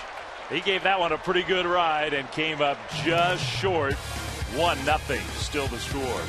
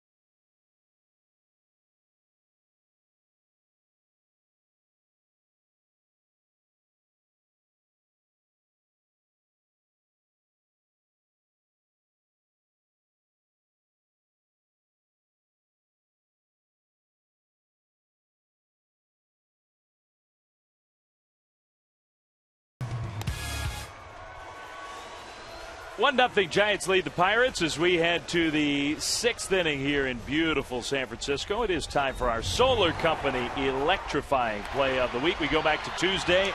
Giants Red Sox. Can we call it electrifying, Mike? Yes, we can. A walk-off walk. Ball 4, game over. Time to celebrate. It electrified me. Brandon Belt was excited.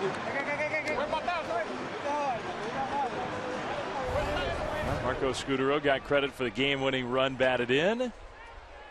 And it was the only game the Giants won against that tough Red Sox team.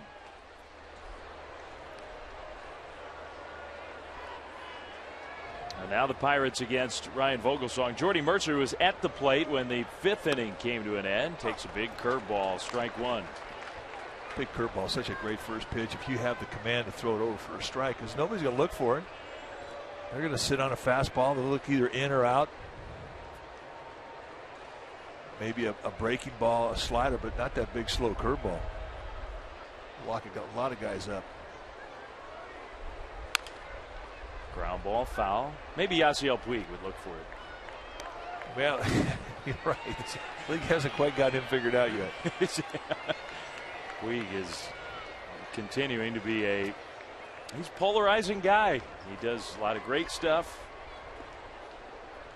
Does some stuff that makes you scratch your head, but he is definitely a big part of the Dodgers' success. Dodgers playing later tonight. They've got the Sunday night game against those Red Sox. That's 2 Sundays in a row for Boston.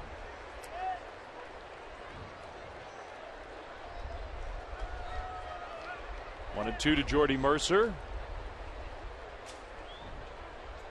Vogelsong pitching very well today, but not much margin for error. The Giants' lead is 1-0.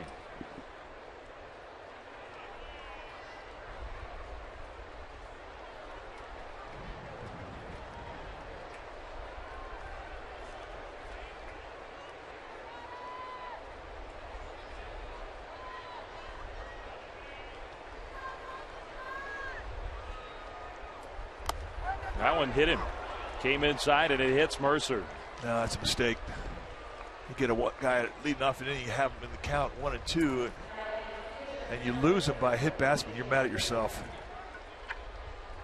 So a gift to the Pirates as they start things off here in the top of the 6th. And makes you mad too, because if you're going to drill a guy, you want to at least leave a bruise. And I don't think that's going to leave a bruise. I don't think so. Just got the shirt. That's it. Yeah, shirts are tough to bruise. A.J. Burnett now the pitcher up. So not only is it a hit batter to start an inning, but then you give the pitcher a chance to get a bunt down. Giants come crashing in. Posey's going to pounce on it. His throw is in time. Return. Got him. Wow. Double play. And I'll tell you what makes this play is just flat out arm strength.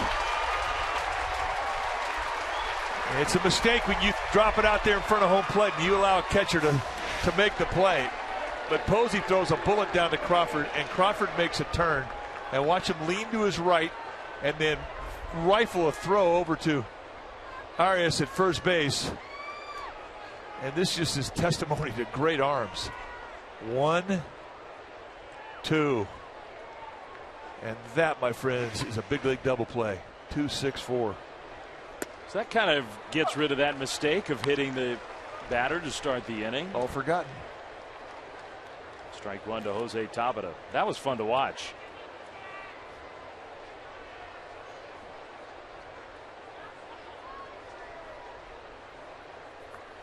Here's a swing and a ball dribbled back to the pitcher. Vogelsong makes the play. That turns into a pretty quick inning, I'd say. 7 pitches, great defense. Pirates gone. 1-0 Giants.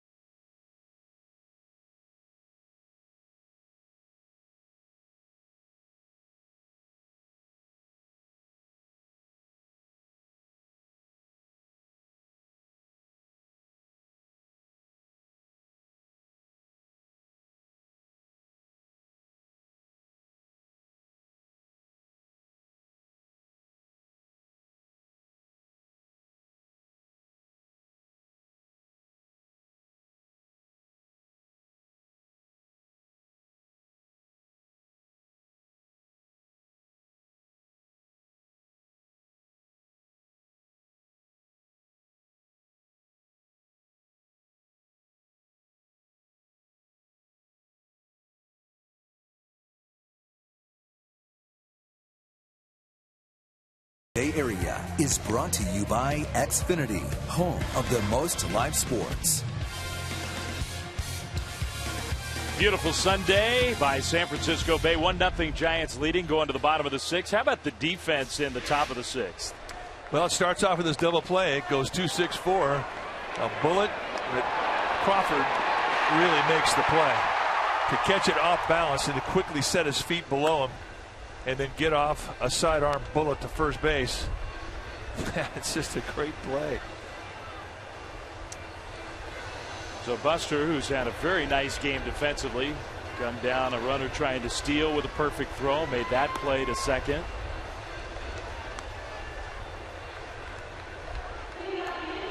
Face of the Giants. Posey's sitting in the dugout. Let's take a moment to head down again to Amy G. Amy? Hey, Dave. Speaking of Posey, I spoke with Kristen Posey, of course, Buster's better half.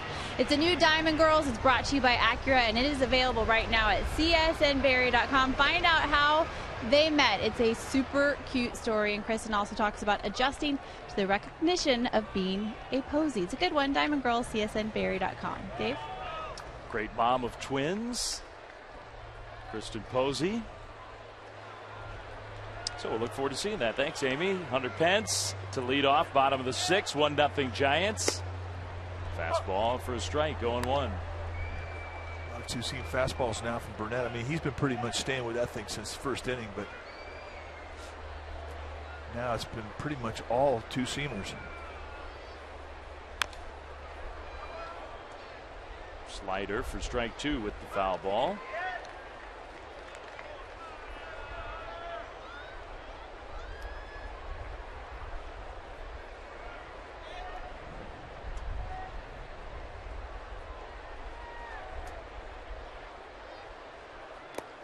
In the dirt with the slider.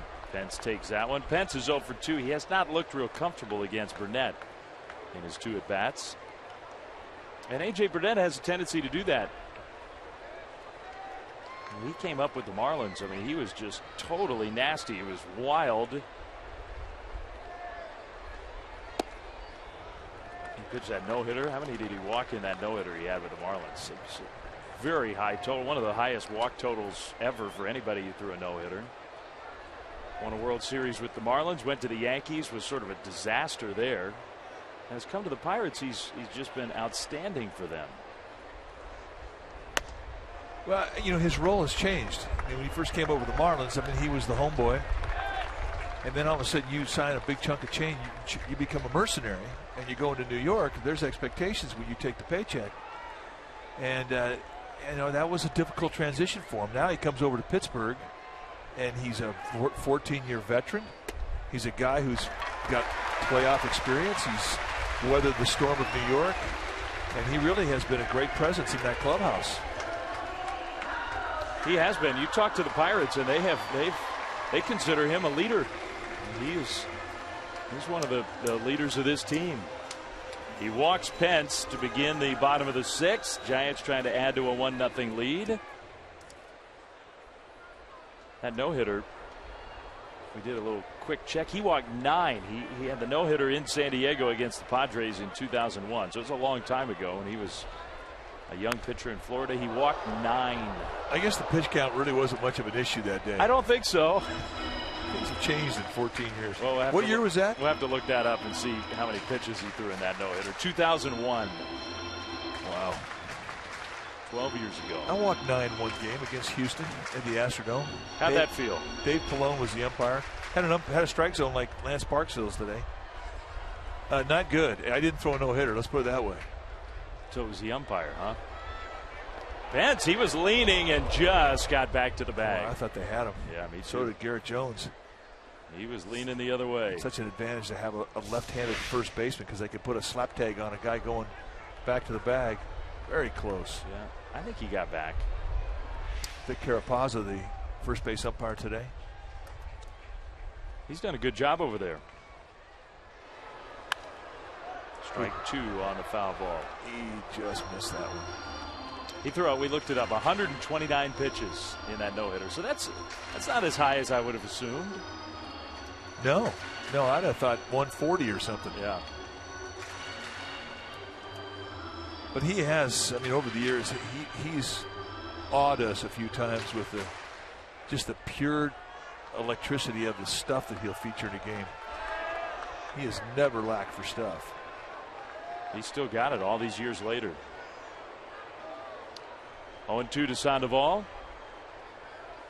Pablo to center field. McCutchen is right there, one down.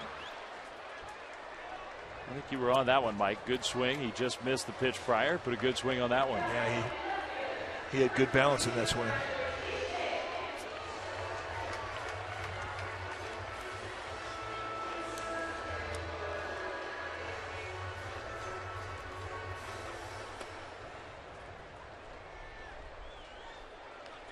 Now Kieschnick, and still at first base. Kieschnick is 0 for 2.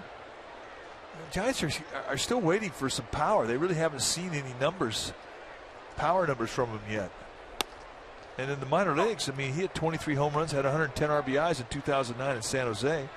And in Fresno last year, had 15 homers. And he had he lost half his season to an injury. In Richmond, the year before, he had 16 homers. I mean, Richmond's not an easy place to hit home runs. No. So he's showing power throughout his minor league career, but we just haven't seen it since he's been called up. And really for Kieschnick, I think if he wants a role in the big leagues long term, the power is going to have to show up. Pence is running. Kieschnick swings and misses. Throw is high. Hunter Pence has himself a steal. 19th of the year.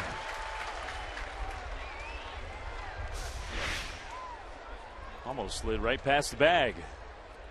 You have to remind yourself, this guy's 6'4", 230 or 225, and it just can run, can do a lot of things athletically. You don't think of a guy that size to be a base stealer, but you look at him and you watch him steal him, you think, man, he can steal more. That was kind of an interesting slide. He went in foot first, and his feet went right past the bag. Then he reached out with his hands. It's the first time he's thrilled us with a weird slide. That's not exactly textbook, but hey, stole another base.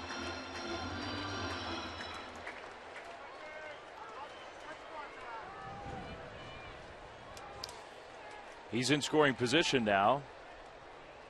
0-2 to Kieschnick. Pulled that one foul.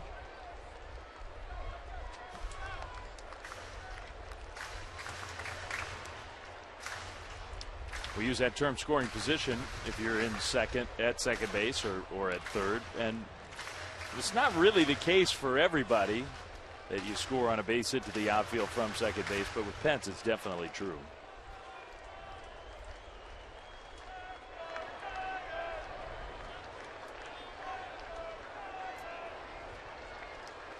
Burnett did not take a peek at Pence that time. Tried the fastball inside and he missed. Ooh, not by much. Front door sinker.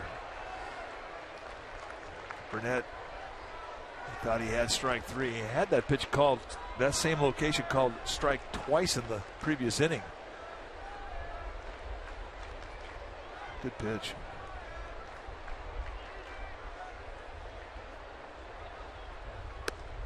Strike 3 call. Got him that time. Well, Monday, September 9th is Elvis Presley Tribute Night. First 20,000 fans to enter the gates will receive a bullpen rock poster.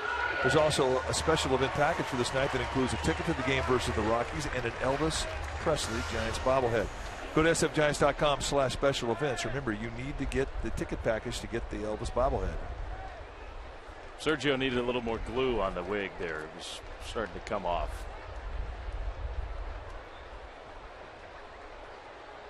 Here's Joaquin Arias. The slider misses, ball 1.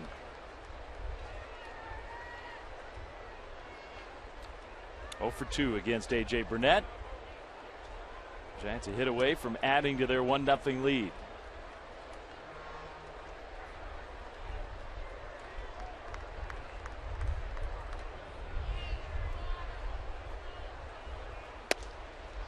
There's a strike on the outside, 94 miles an hour. Absolutely stunningly beautiful day today. Could not be any prettier here in the Bay Area. Big puffy clouds. We don't see them very often. Sort of hanging around. Bright sunshine. 71 degrees at game time. Probably a little warmer now. Arias to center field. McCutchen makes the play. Kipe will come back over and join Mike here in the TV booth. On to the 7th. 1-0 Giants.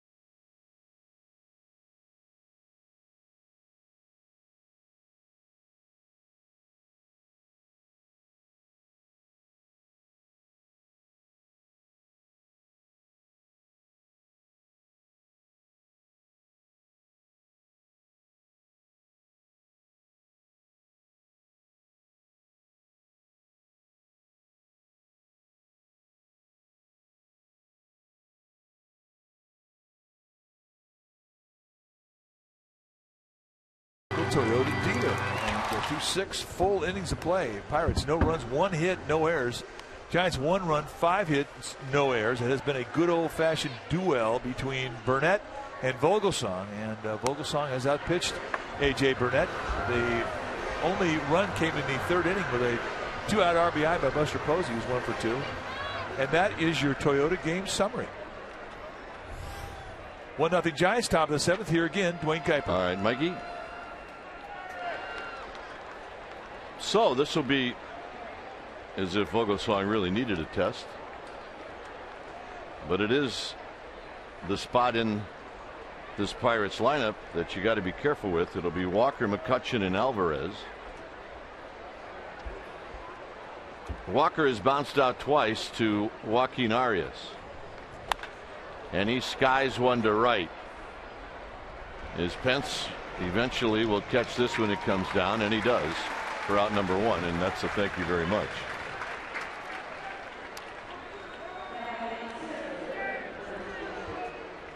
So here's McCutchen.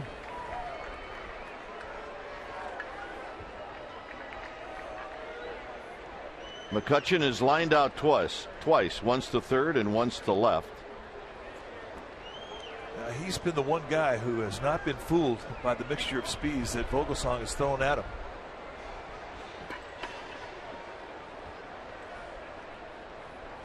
Swing and a foul, held on by Posey, and it's 0-1. His first pitch changeup, beautiful. It's so hard to try and outguess Vogelsong when he's got it going like he does today, because he can give you 5 or 6 different types of movement, and he can paint the corners with it.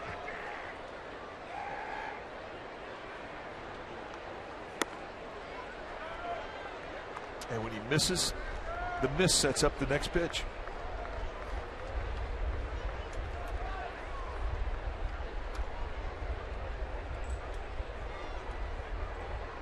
One ball and 1 strike. Towards the hole, Sandoval gets up, throws high, and he throws it into that well. Well, he knew he had to hurry on it.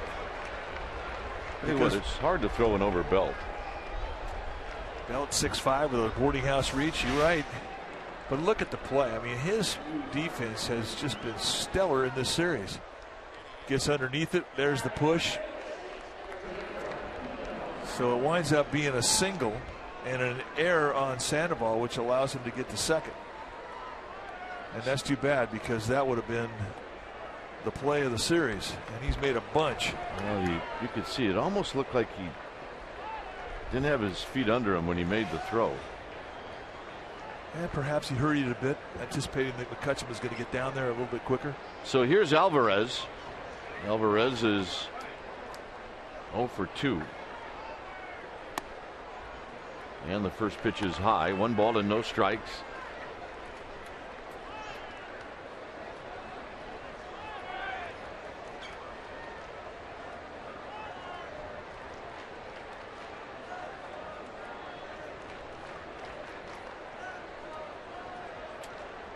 Russell Martin is on deck.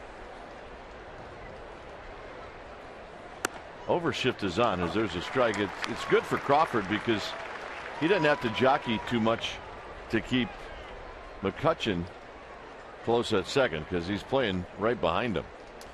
Direct line if you want to try and pick a play off, which is good because otherwise it could be a foot race to third with Sandoval playing off the bag.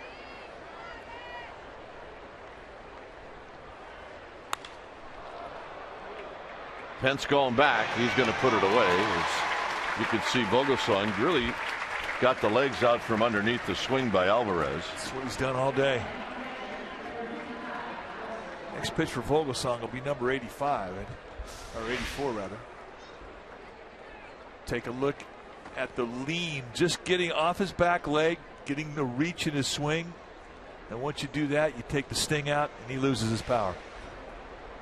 Yeah, if that's maybe 3 or 4 more inches towards the middle of the plate, then now you're talking a different story. So here's Martin. Martin is 0 for 2.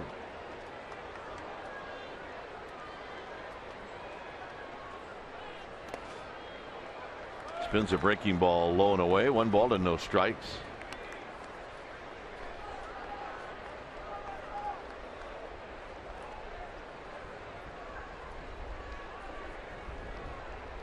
One nothing Giants. We're in the 7th.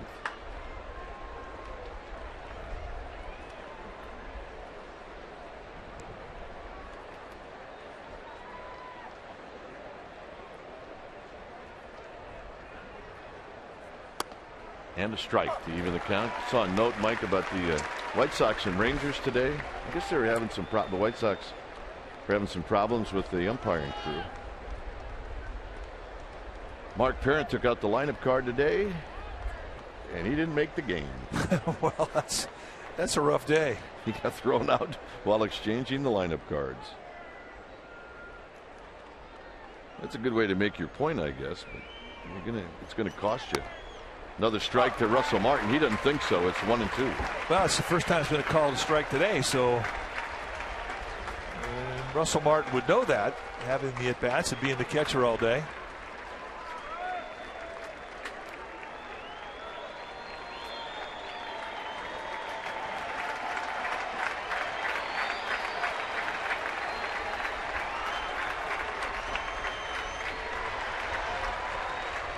Got him. Pumped up at 86. Bottom of the 7th coming up.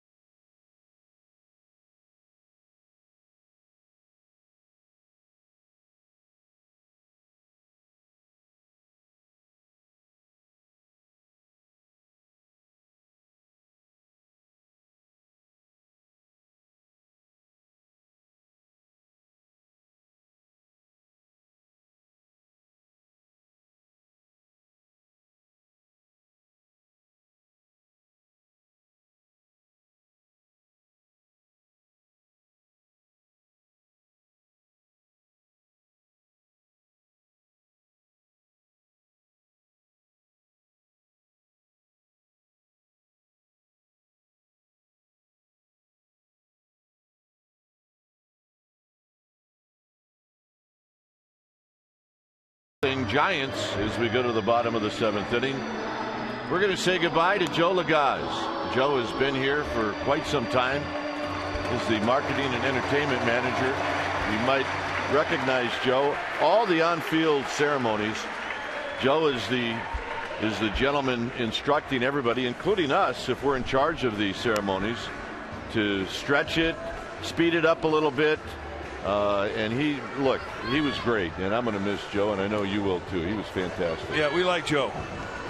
Joe is going up to Oregon to what he thinks is going to be greener pastures, but once he leaves here, he's going to realize he really screwed up. All the people that worked with Joe this week, they've done numerous things to him to make his life miserable. I looked at him yesterday, and it looked like somebody threw baby powder in his face, and he also had a sign that said, "Kick me" on the back of him, and didn't know it. Well, he deserved it. And we don't like that he's leaving. Those are all the good folks in Kevin Skilling's bunch. Greg Gargano. Joe, we wish you well. Or Chris Gargano, I beg your pardon. So, Joe, about a week from today, you're going to be going, God, do I miss that group. And Vogelsong is going to get the privilege of leading things off here in the 7th. And he takes a strike. He had a pretty good at bat against Burnett back in the 5th inning. Hit a bullet to the left of Pedro Alvarez. The Pirates' third baseman made a really nice play on him. He missed that by about a yard. Yeah. Broadcaster's jinx.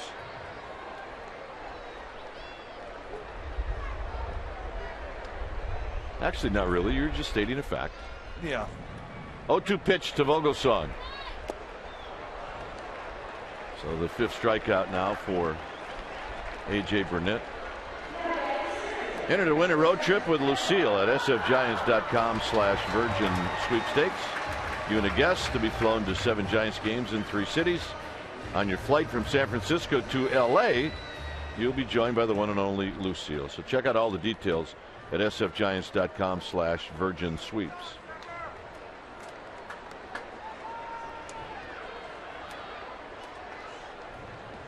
Gregor Blanco.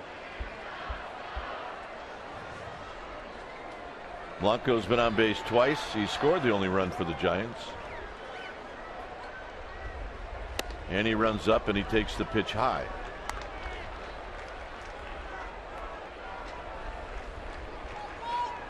It's kind of a weird deal when a guy has the ability to slap bunt like that. If you're the third baseman, I mean, do you charge it like you normally do with a bunt? Well, your instincts are to come in. But you really can't come in too far because he's trying to slap it by you.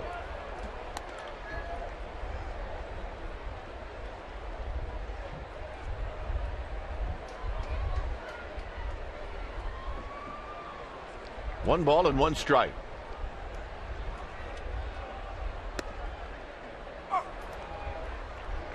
Martin didn't catch it, which always makes the umpire look bad. It's 1-2. It does, like especially from behind. They do not like that.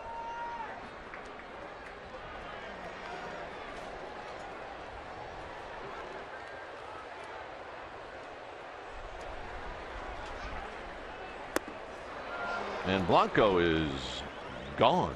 It's just a good breaking ball. Take a look at this snapper that A.J. Burnett has been featuring today. It's been a good one from the first inning all the way through pitch number 105. Just explosive, and he really has taken advantage of that back foot break. And for lefties, that's really a tough pitch to lay off of.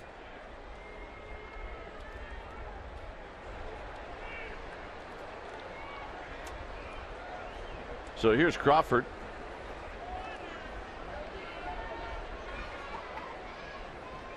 Crawford's 1 for 2.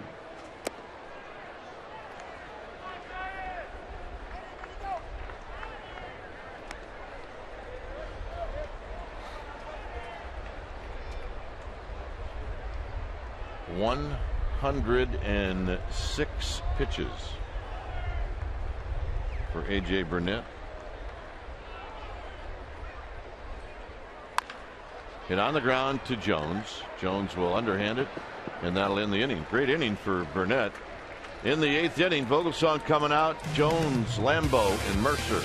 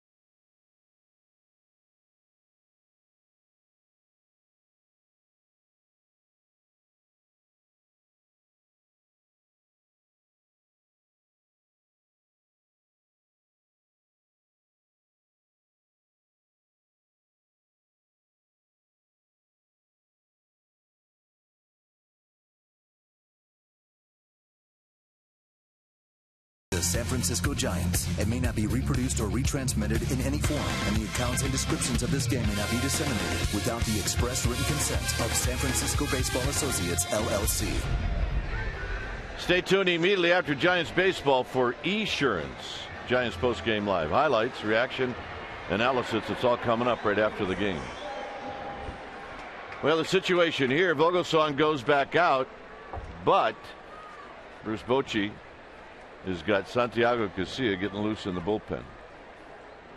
So I don't think Ryan Vogelsong's got a long leash right now. And he's pitched well. He certainly has. Jones on the first pitch, pops it up. And this is going to be a tough play for somebody. And it's going to be a no play for two guys, Crawford and Sandoval, in a nice effort. See, wherever Billy Hayes is, the ball's going to find you. Hey, I'm telling you, the guy's a ball magnet. This would have been an amazing play, given that Sandoval was playing well off the third base line, the way that they set up the defense against Garrett Jones, the left-handed pull hitter. It's amazing how much better he moves. Oh, night and day. Take off the weight. Outside to Jones.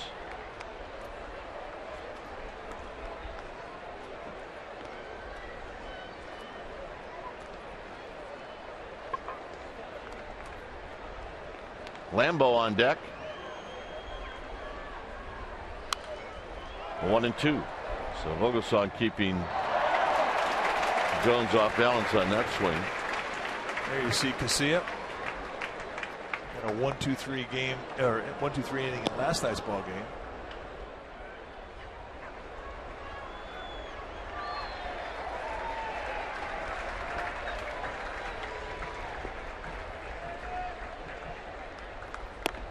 Got him. Whew, that's a perfect pitch. All right, let's check in with Amy G. All right, guys, an Angel Pagan update. He's played 6 rehab games, 2 with Fresno. Last night he went 1 for 4. He made a very good defensive play. I talked to Bruce Bochy about him before today's game. Bruce said he has passed all the tests regarding that hamstring knee situation. Now it's just about timing, and he will be activated September 1st. Wayne? All right. Thanks, Amy. I wonder if we can talk the skipper into maybe activating him a couple of days early. Sooner the better. Yeah. Here's Lambeau, who takes down low. 1 ball and no strikes. Well, you'll be sitting behind the skipper on that long bus ride from the airport in Denver back to the center city. So enough time to lay out a few suggestions. Arias has got it. Tell you what, I mean, we haven't seen a whole lot of Andrew Lambeau, but I like him. Yeah, got a good swing. He had a single and a walk coming into this at bat, and he was on Vogelsong all day long.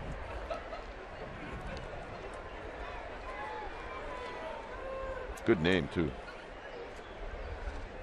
Well, you're from Wisconsin. You have to like Lambeau. Just Lambeau, you know, it rhymes with Rambo. Yeah, it's got a whole good thing going to it.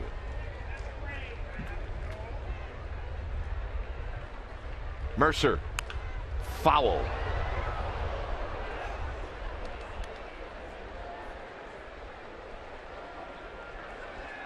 Okay, we're all good over there. See Gabby Sanchez wheeling that bat in the on-deck circle with the Chicago Cubs donut ring.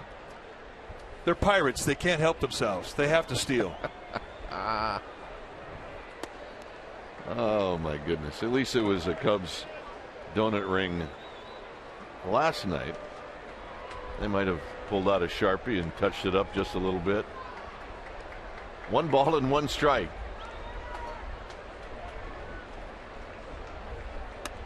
Or you can always go with the white tape. That always works. Yeah, I think they did go with the white tape. They got caught. It was awesome. Last night we showed the batting donut for the Pirates, and it had a Cubs logo on it. I mean, a clear one, too. Hanger flipped out to right, and Vogelsong's going to walk off to a huge ovation here at AT Park. And all that work he put in to get back onto the field, this is where it's worth it.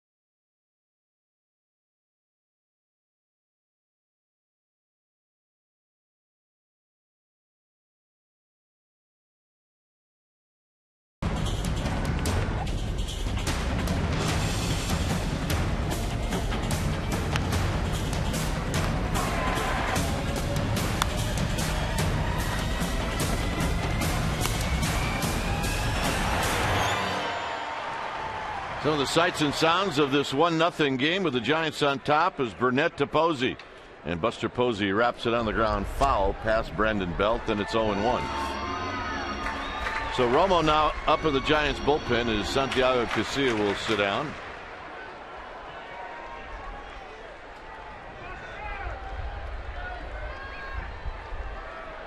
Here's the 0-1 pitch to Buster Posey. Hit up the middle and a base hit. His second hit Stay tuned for the post-game wrap. That's going to come up after the game, and Mike will also talk about the game with Murph and Mac tomorrow morning on KMBR 680.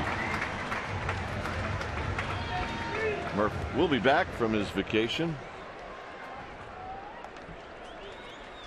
There's Romo.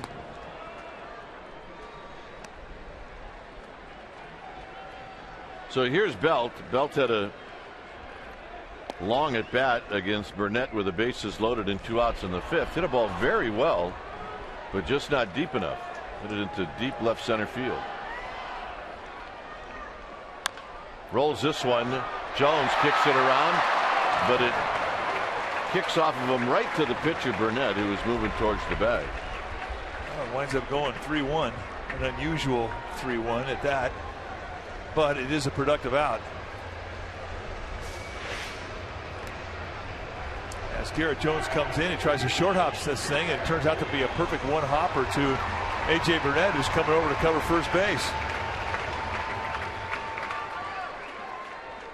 So you have to settle for an advancement of 90 feet.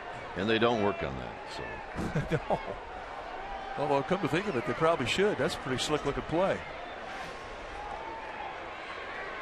Here's Pence.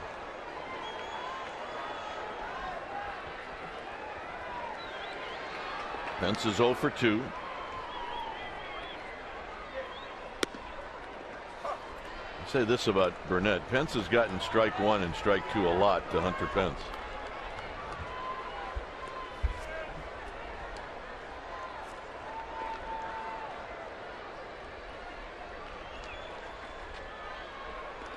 Well, this is where you hope Hunter Pence runs into one. Give you a little breathing room. That pitch is in the dirt.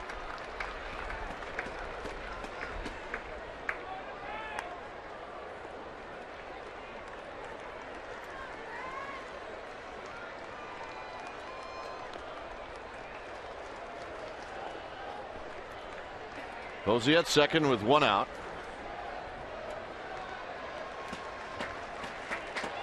Pablo Sandoval on deck.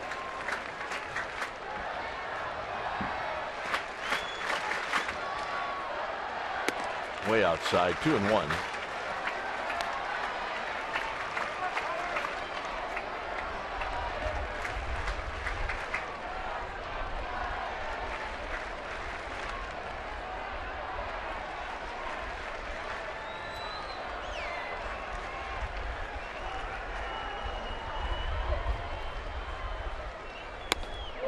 Good challenge on pitch number 114.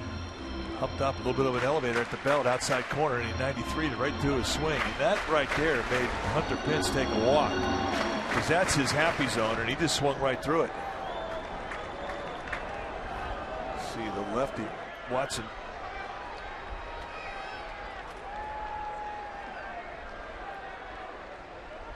Breaking ball hit on the ground into the hole and a base hit.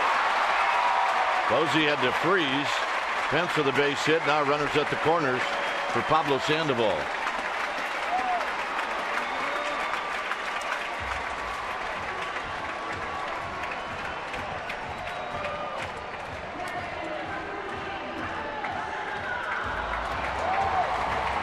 Glenn Hurdle doing some serious thinking, and he's going to let A.J. Burnett continue. Ray Sears, the pitching coach for the Pirates, going to come out and talk about it. And the message may be simply, Skipper's saying this is your game.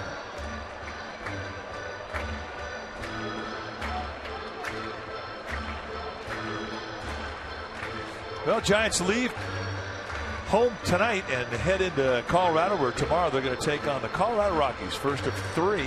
Tomorrow's the 5:30 game. Giants pregame live at 5 p.m. And you can see that right here on Comcast Sportsnet Bay Area. And then it's a day off in Arizona, and then a weekend series against the Diamondbacks, and then finally the last 3 games of the road trip will be in San Diego. So 10 days away from the Garden of Eden, and tomorrow it's going to be Barry Zito taking on Juan Nicasio to open up that series in Colorado. So join us if you would tomorrow, 5:30. Giants pregame live right here at Comcast Sportsnet Bay Area. Here's Sandoval. Posey at third, Pence at first.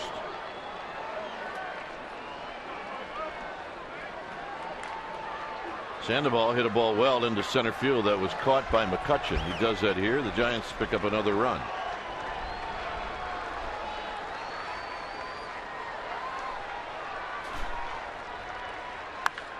High and deep into right center field.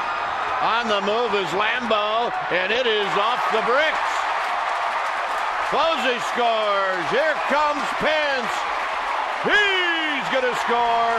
Send the ball into third with a triple. And the Giants add on here in the eighth.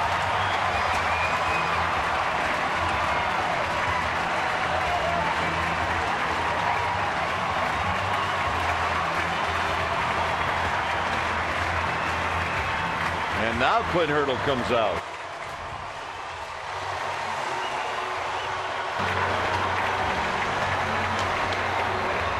When it's time for a change, things speedy. Oil change and tune-up. Your oil change, tune-up, and smog experts. We'll be back.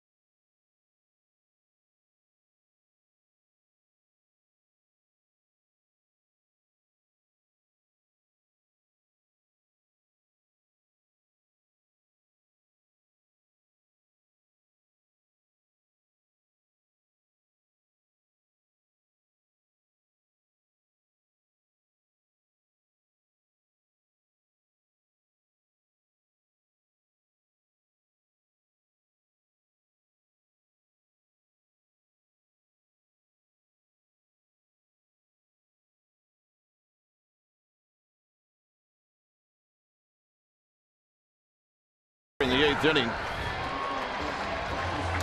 New pitcher now for the Pirates will be the left-hander Tony Watson, 28 years old, his second year at the big league level. And this is what he has done in 54 games, 3-1 with a 2.77 ERA. He's got a good fastball to go low to mid-90s, hard slider, pretty much a two-pitch guy. And he chews on right-handers. He'll also throw a changeup, more to righties than lefties.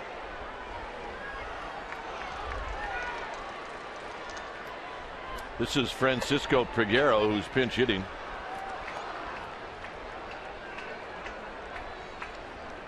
This is a pure strikeout situation for Watson.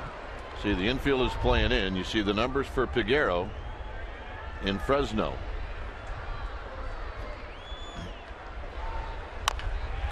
Taps this one, and Watson throws him out. Here's the swing by Pablo Sandoval. It's a good one right now, folks. It really is. And he turns that fastball at the belt around, and he thinks he gets it. He's leaving the box thinking that bad boy's out of here. And then he realizes that it hits up against the wall in Triples Alley, that it's go time. And the Giants catch a break. This ball hits high on the wall and stays in the ballpark. So it allows two guys to score, and Pablo gets his first triple since August of last year. So here's Arias, who takes low and in, 1 ball and no strikes. Arias is 0 for 3. He's bounced out twice and he's flied out. 3-0 Giants.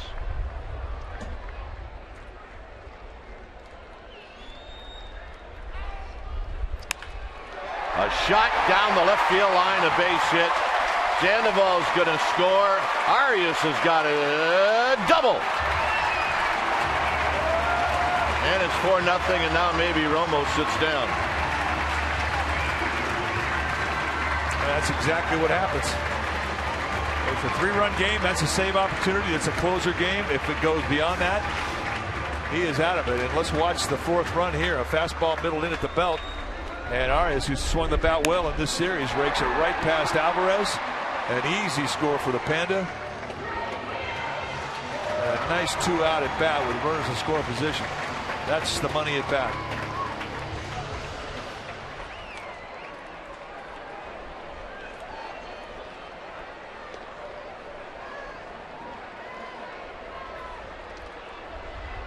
So here's Brett Pill, who swings and misses.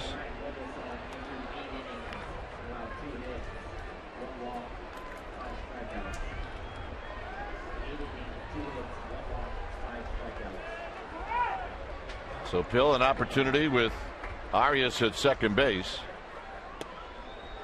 And Watson throws it at 94, down and in, 1 ball and 1 strike.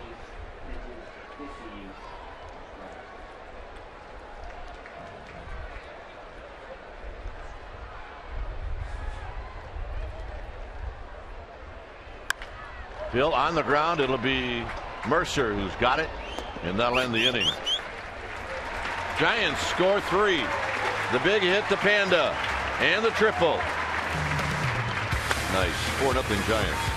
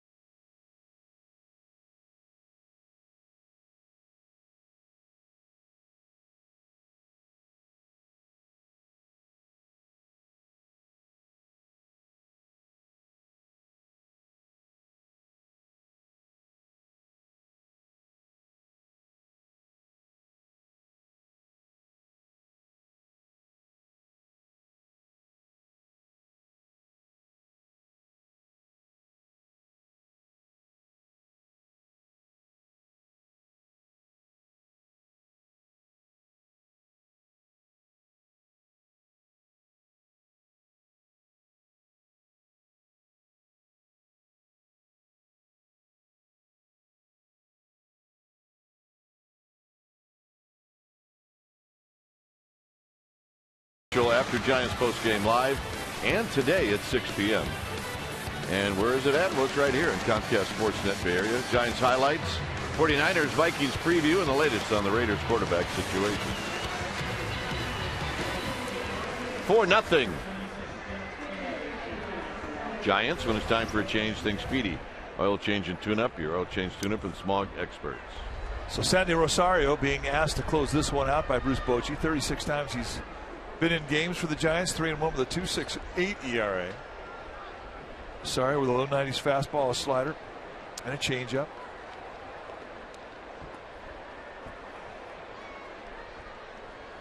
And he's facing Felix Pie.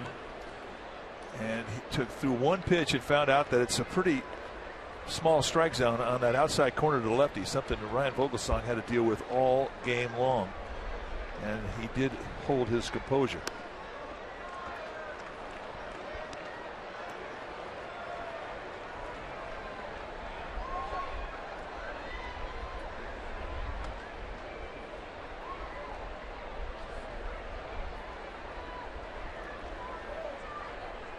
The 2-0 pitch is right there at the knees. 2 balls and 1 strike. PA taken all the way, so there's the one he give you. Now he'll take no more.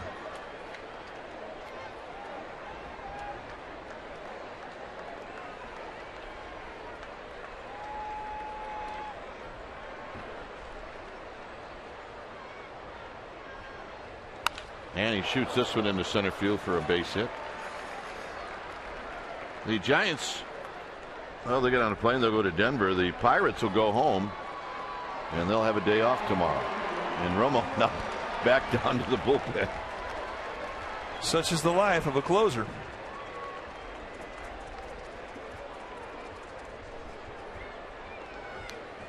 Yeah, the Pirates go home for a 6-game homestand. They get the Brewers, who are playing pretty good ball of late, and the Cardinals on a weekend series. Ooh, I know where I'd want to be if I lived in that area. Yeah. Forget the Steelers. I'm checking out the Pirates, baby. Ben who?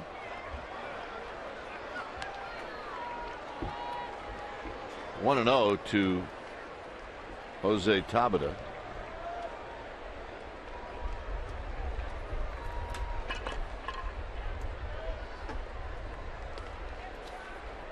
Tabata held hitless today. There's a strike.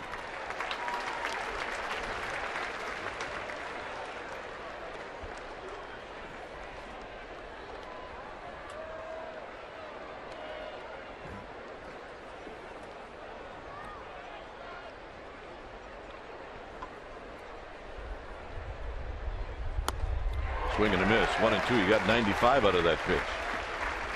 Yeah, we've seen him do that. You know, he'll cruise at 91, 93, and then every once in a while he'll hump it up and he'll go 94 or above, almost to 96 at times. I mean, he's got that kind of arm. Didn't play baseball as a kid. Didn't start playing until he was 17 years old. And he has got a good arm.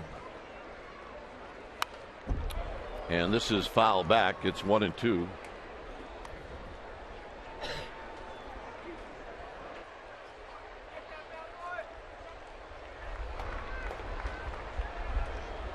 At first, PA. At the plate, Tabata. On deck is Walker. And the last thing Bruce Bochy wants to have happen in this inning is to get the Pirates interested, like they can come back in this game. Got him. Well, that'll do wonders to calm that anxiety down. He just humps up and blows a fastball right by him above the belt.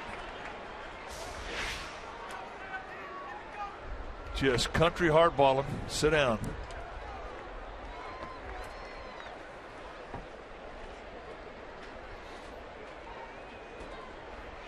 I'll give a pitcher confidence in a fastball. Indeed it will.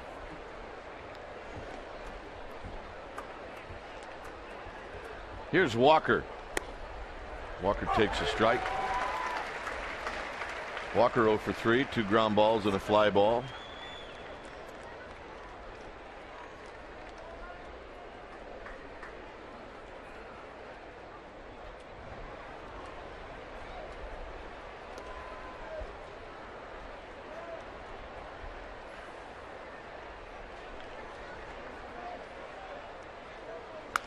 On the ground, foul. Oh, Steve Kowalski's been waiting all day for that. Killer, you just missed it. Yeah, see, the bad thing about that is now you got to clean your uniform. You got grass stains on your knees. There's his wife Patty. She's celebrating a birthday today as our ball babe on the left field side. Killer robbed the cradle on that one.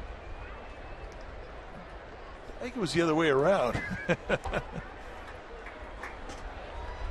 Here's the 0-2, and it's up high, 1-2. Just missed.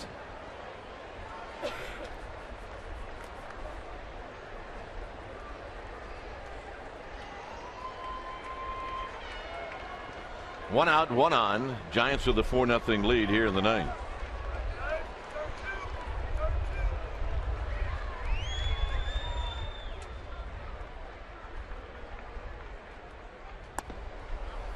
Two balls, 2 strikes.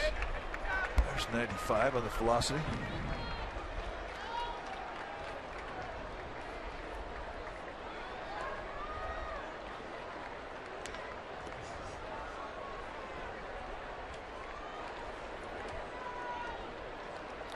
Andrew McCutchen on deck.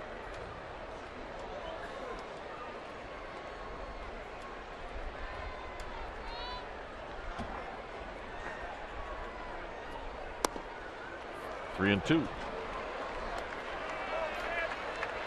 Well, the Giants are one ball away from Sergio Romo being in this game. Yep.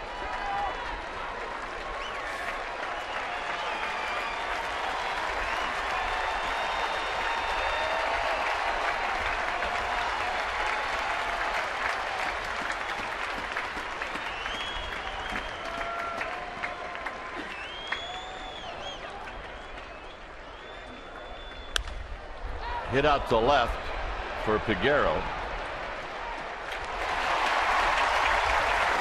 2 outs.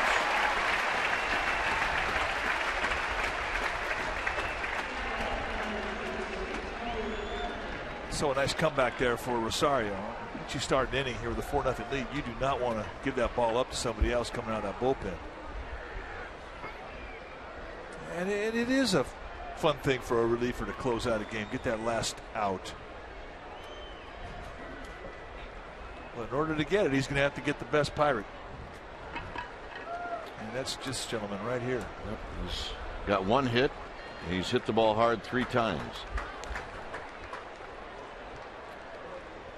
PA goes, and the breaking ball is inside, 1-0.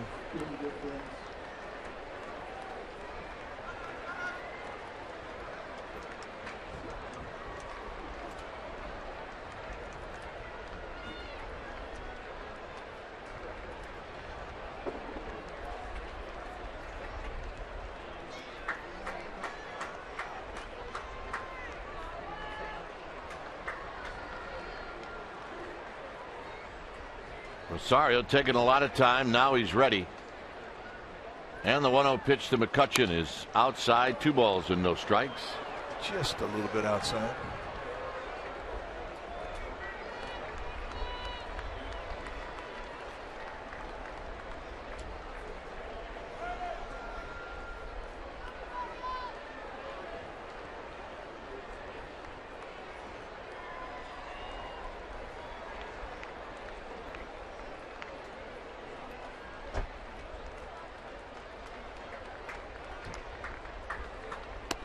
And a strike. 2-1. Yeah, that's a beautiful 2-0 pitch right there.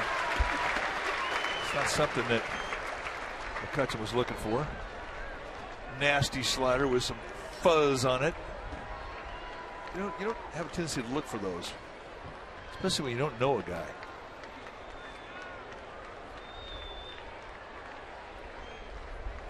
Hit on the ground, Crawford.